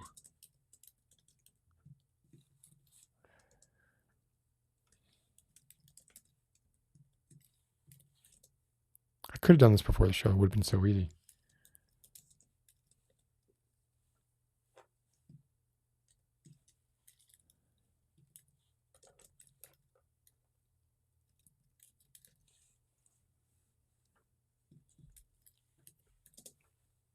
Now we really are almost done here.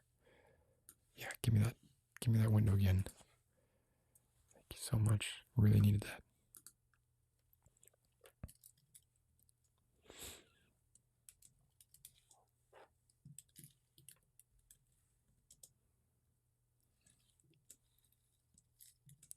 And I'm just going here by the order. Well, it's actually reverse order of the of how I got them.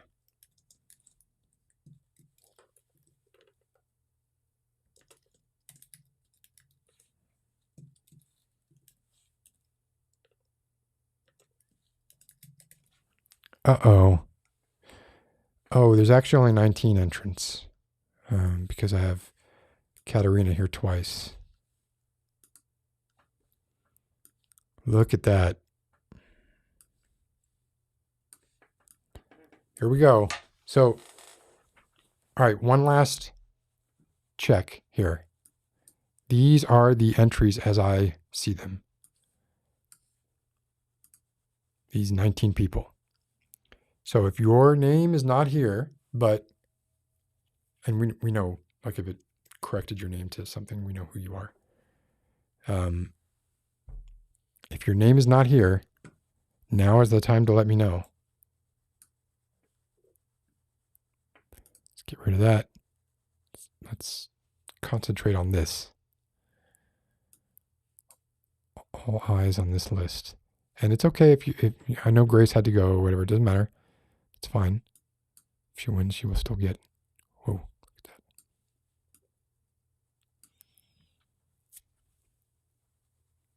that.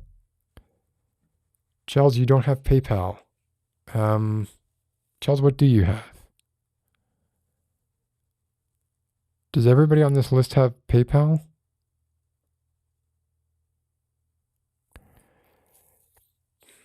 Okay, I can say PayPal or Zelle. I can't do Venmo. I can do PayPal or I can do Zelle.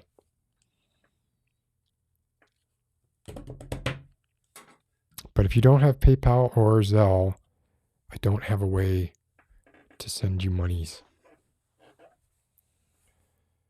Oh man, this was in the rules. This was in the rules.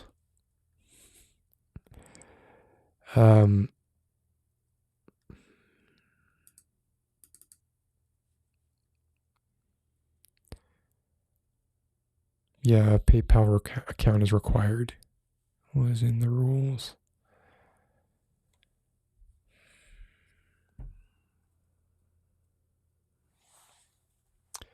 Okay, so, all right. So Chels does not have PayPal.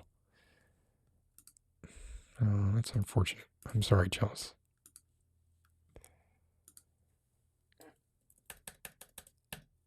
And who else does not have PayPal?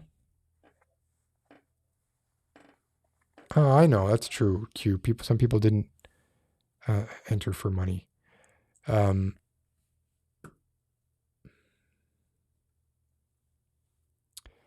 Katerina, you don't have PayPal. Oh, I'm sorry.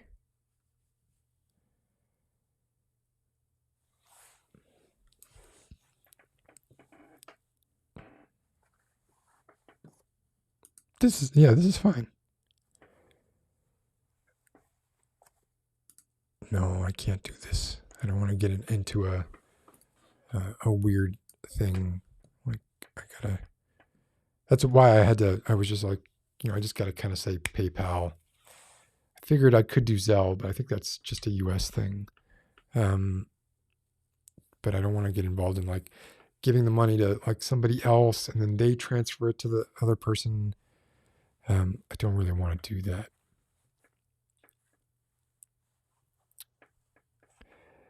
Well, yeah, I mean, look, I can send the money whenever. So if you don't have PayPal, Chels and Katerina, if you think you can get a PayPal account, and you know what, here, if you can get a PayPal account that I can send it to, I don't care whose it is. I really don't. I'll send it to anybody. So if you have a friend who has PayPal, that's fine. So I'm going to put your names back on. Wait. Well, the numbers are going to be different now, but that's okay.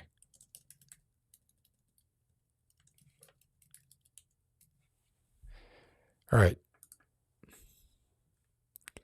6, 7, 8, 9, 10, 11, 12, 13. We're missing a 14. Damn it. All right, 14 is null. Should make 13 null, right? Let's make 13 null. No, then I have to move. Well, no, yeah, I can just, yeah. 13 is null. There's no 13. Jenny H is now 14. I'm very superstitious. I don't like having the number 13 in there. So here we go.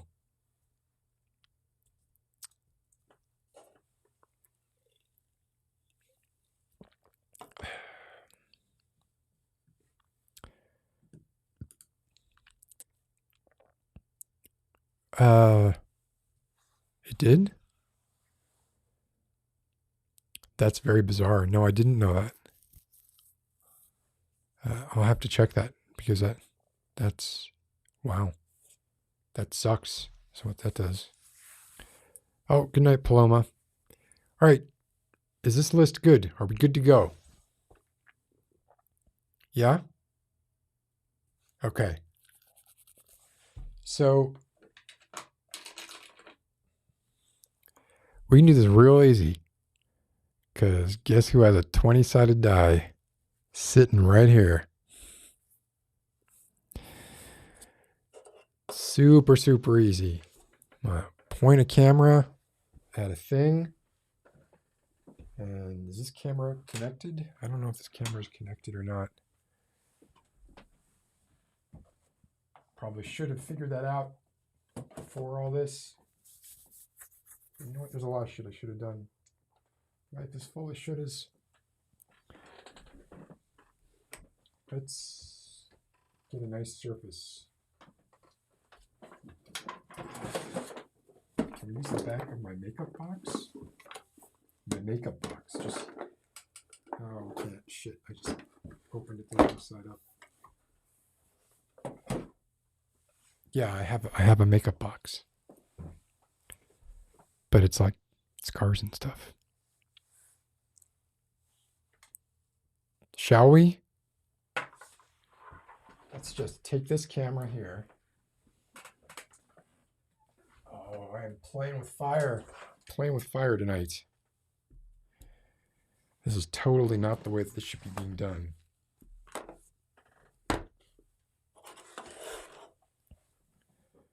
I'll point it down. What's the minimum focusing distance on this lens? No clue. No clue at all. Let's see if we can.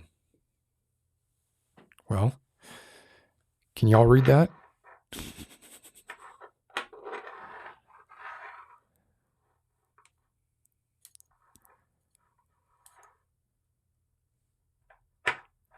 That lens is way too long.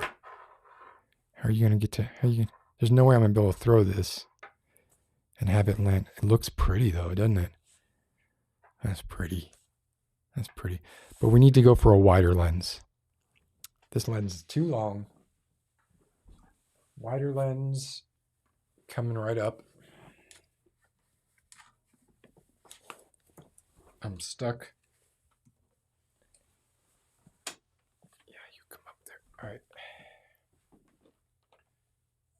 This lens maybe, even this lens may not be. This lens may not be long enough either, but we're about to find out. Don't worry. Wait, let's switch back here. Oh man, that was pretty though, wasn't it? Like that was. Actually, wait, I want to do something else first before. Let's leave that lens on. Watch this. Y'all know what a black pro mist is? It's a filter that makes things look dreamy. See if I put the black pro mist on this. Oh, gosh, look at those sparkles along the edges. Oh, they're still there. Didn't really seem to do that much, did it? Reduce the contrast is what it did. Well, believe me, it does good stuff normally. All right. Let's go back. I'm taking off this lens, which is a lovely, lovely Voigtlander with manual iris. That lovely filmic Voigtlander, and putting on this piece of trash. But it's the focal length we need. Maybe. This may not even be the focal length we need. We need to go even wider. All right. Watch how much less pretty this one is. Oh, and look at that. Does not have the... Why are you at f3.8? It's better.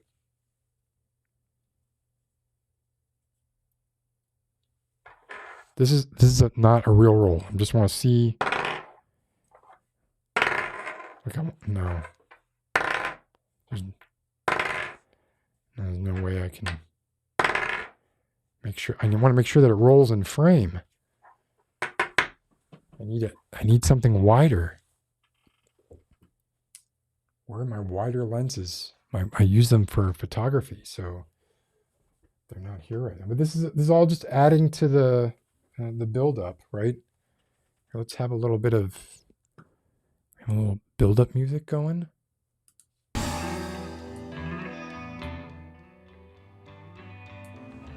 Little build-up music going. And I'm going to grab another lens. Hold on one second. I'll be right back. Y'all just stare at that 18 there. Cody, if only that were the real roll.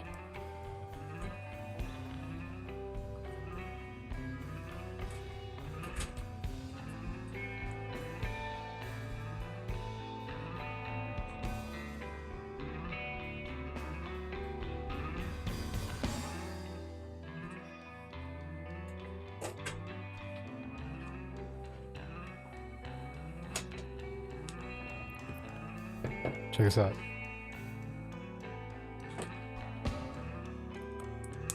Going back to another Voigtlander. Okay. Lovely. Oh, I don't know why. I'll just do this. It's another Voigtlander. This one has a. You can declick the aperture on these, but. And this is 17.5 millimeter, which actually, this is 25, so it's really not that much better than this, but this is probably as wide as we're going to get. So we're going to make it work.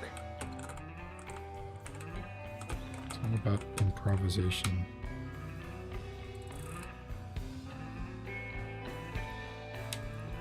All right. Ah, that's wider. Look at that. See all the crap on my desk or on the floor. Oh my god, it's beautiful. Let's make that nice and clean. I can roll. This is a fake roll. Perfect. If that happens, I'll move it into focus. Actually, We increase the ISO.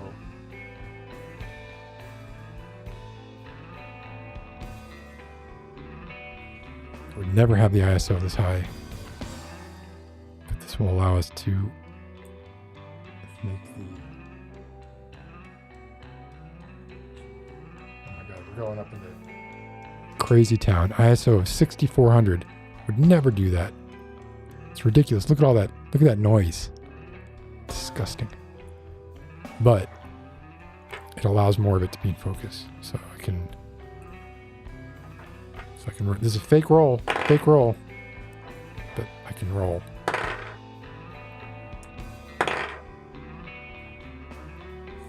Oh my God, that ISO is making me want to puke. All right, so I'm gonna roll this die. Let me turn this shit down.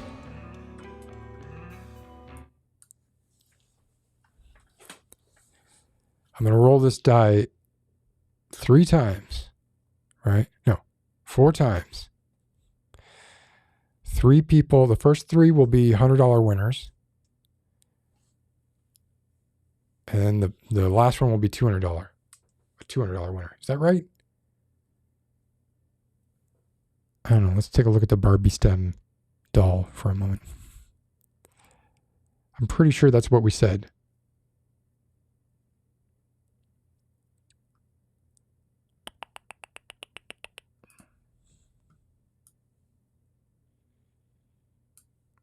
Here we go. Yeah. $300 prizes and 1 $200 prize. And if for some reason if you don't have PayPal and you end up not being able to get a PayPal account, then I'll just pick somebody else. Right? I mean, not tonight. I will. Once I find out that, you're like, I couldn't get a PayPal account. Specifically talking to Chels and Katarina.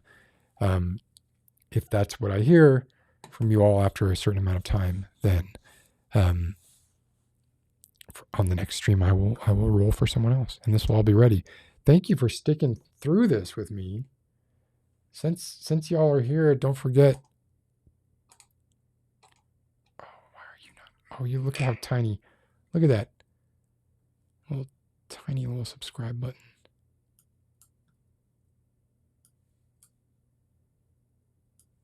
Come on. Just be nice.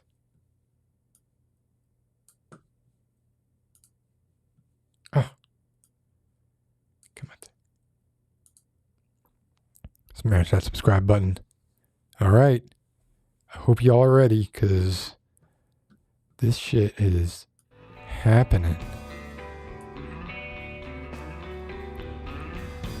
So this roll that I'm about to do right now is going to be for a $100 prize. So if I get a 13, I'm going to roll again. If the die goes out of frame completely, I'm going to roll again. If the die is just out of focus, I'm just going to push it into focus. Okay? So that way you can see that I'm not manipulating the die in any way. So, are we all clear on that? Got it? Okay. No, we don't ask that question, Butterfly Composer. This is just for us. All right.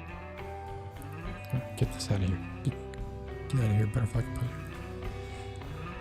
All right, I'm doing one more practice roll, because I want to see if it's better to roll. Actually, I want to see if it's better to roll from this side or from this side. These are practice rolls. Okay, I think it's better to roll from this side. So here we go. Wait, what?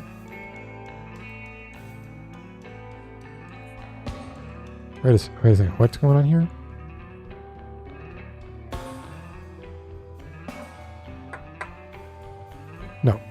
Okay, No, I didn't get it. All right. It's too late. Here we go. The first $100 goes to... This is it. This is it. Here it goes. 15. Lee LeBrun gets the first $100 prize. Now, obviously, you can't get two prizes. So now, if I roll Lee again, I'm going to re-roll. Lee. Congratulations, Lee. 100 bucks.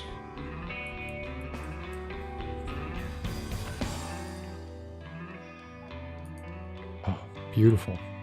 It's so beautiful. All right.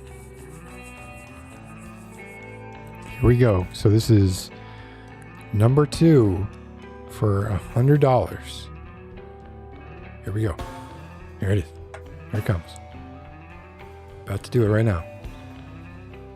On the count of this. Oh. Oh.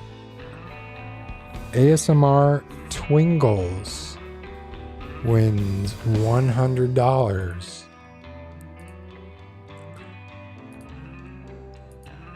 Which I'm not sure.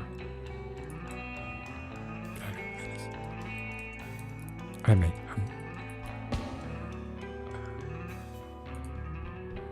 Is ASMR Twingles in the?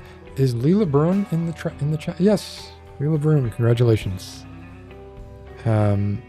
Is Twingles in the chat?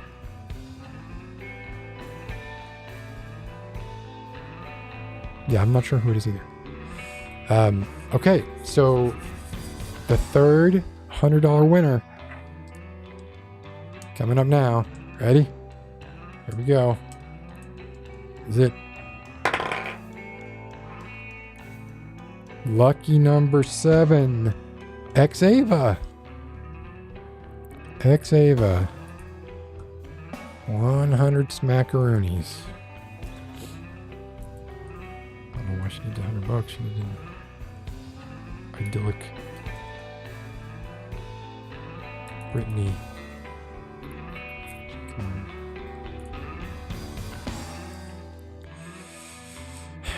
Xava, congratulations. That is awesome. So that's it. Those are the $100 winners. And now the last one, this is for twice as much. So this is for $200, which is not inconsiderable. It's not an inconsiderable amount of money. How long can I milk this? Can I milk this for another minute, do you think?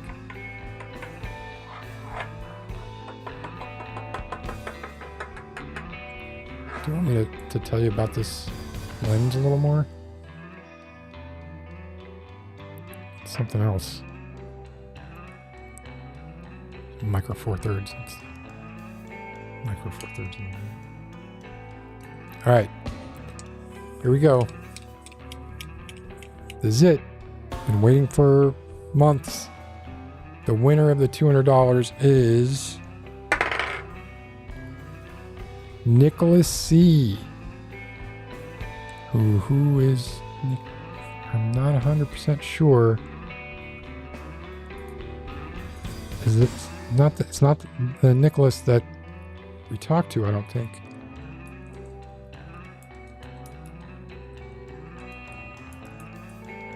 Wow. So ASMR Twingles, Xava, and Lee LeBrun each won $100. And Nicholas C. Nicholas C, are you in the chat right now? Is that Nick? Nicholas is Nicholas? Oh gosh. Oh, I mean, I don't. Whatever. Whoever. I'm very happy for him. I thought maybe Nicholas C was not the same Nicholas that we talked to, but that is great. That's wonderful. So, all the people who want, well, all the people who won have PayPal. Is that correct?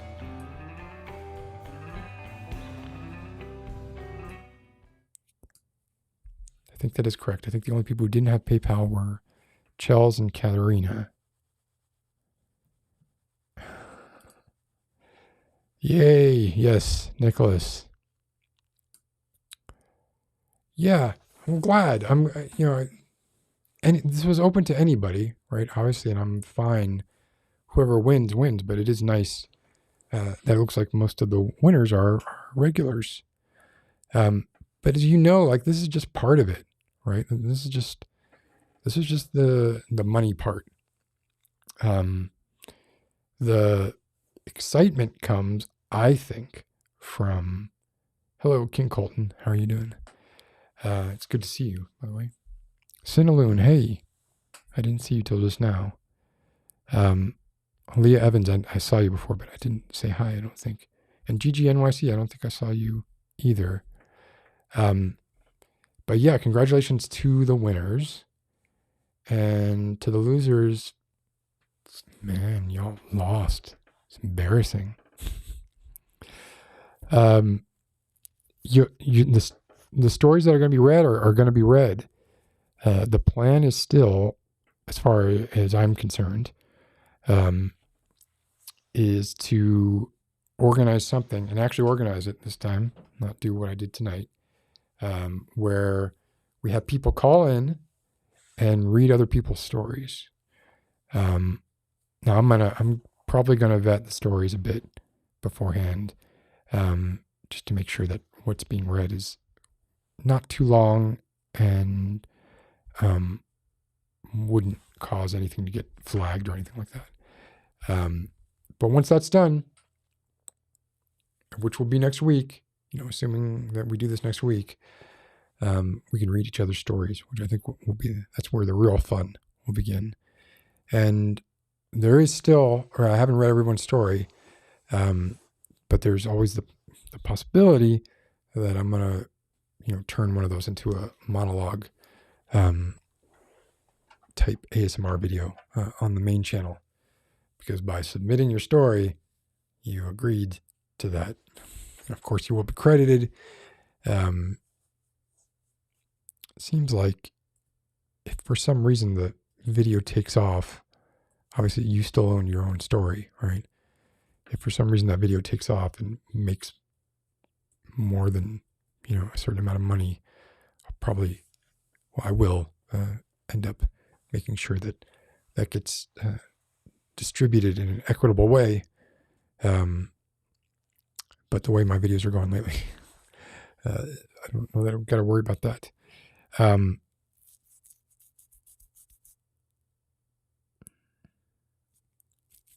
Yeah, this is what Leah's saying here is I think right on, right? Like Leah, of course, writes.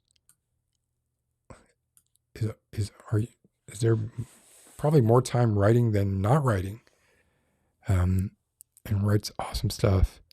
But like, I feel like just getting in the door of writing, getting your foot in the door, and getting into the swing of finishing something, I think that's great. And I can't wait to read the rest of the stories.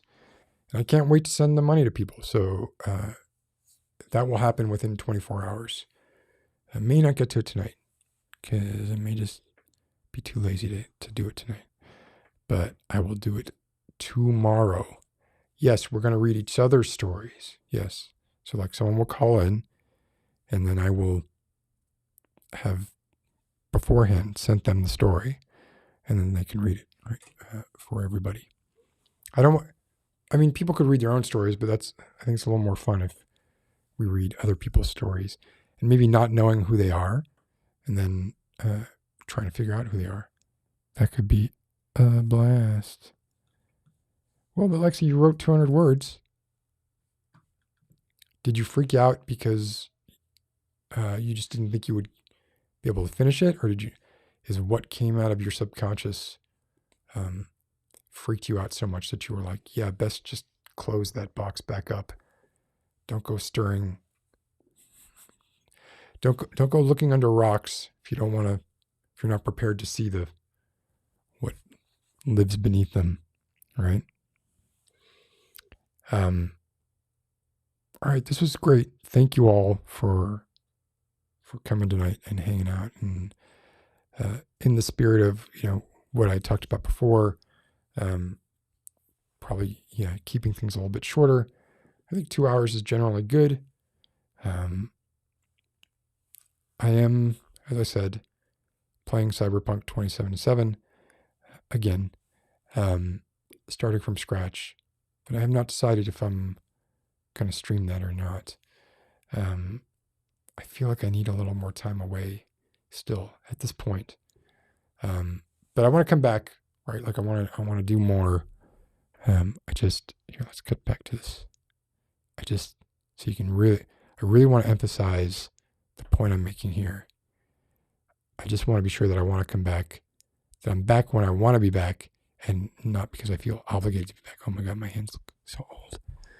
And that's why you need the Black Pro Mist. Pop the old Black Pro Mist on there.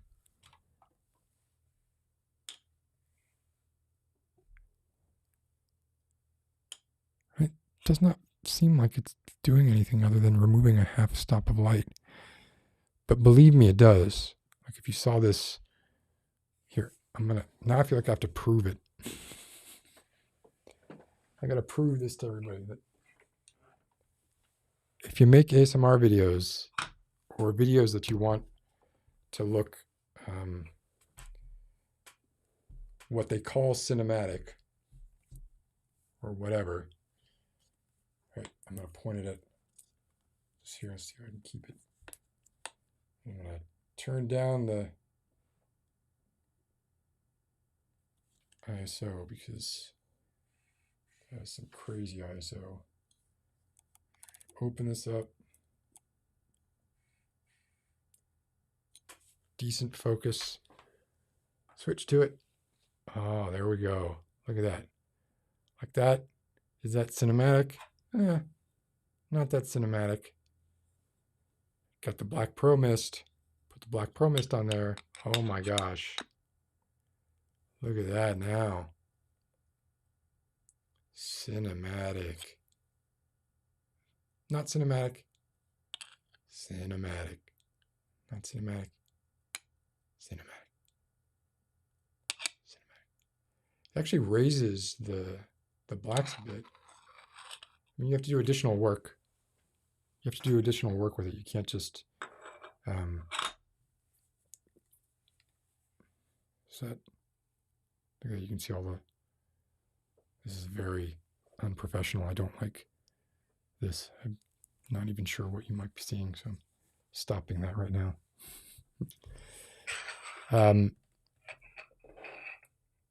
Okay. Thank you all for coming by. And, I've missed you, and I hope you all are doing okay. And continue to get better, or at least getting incrementally better than you were. And I will see you all next week. And congratulations to the winners. And congratulations to the people that didn't win. Congratulations all around. I'm going to go sit in the womb chair.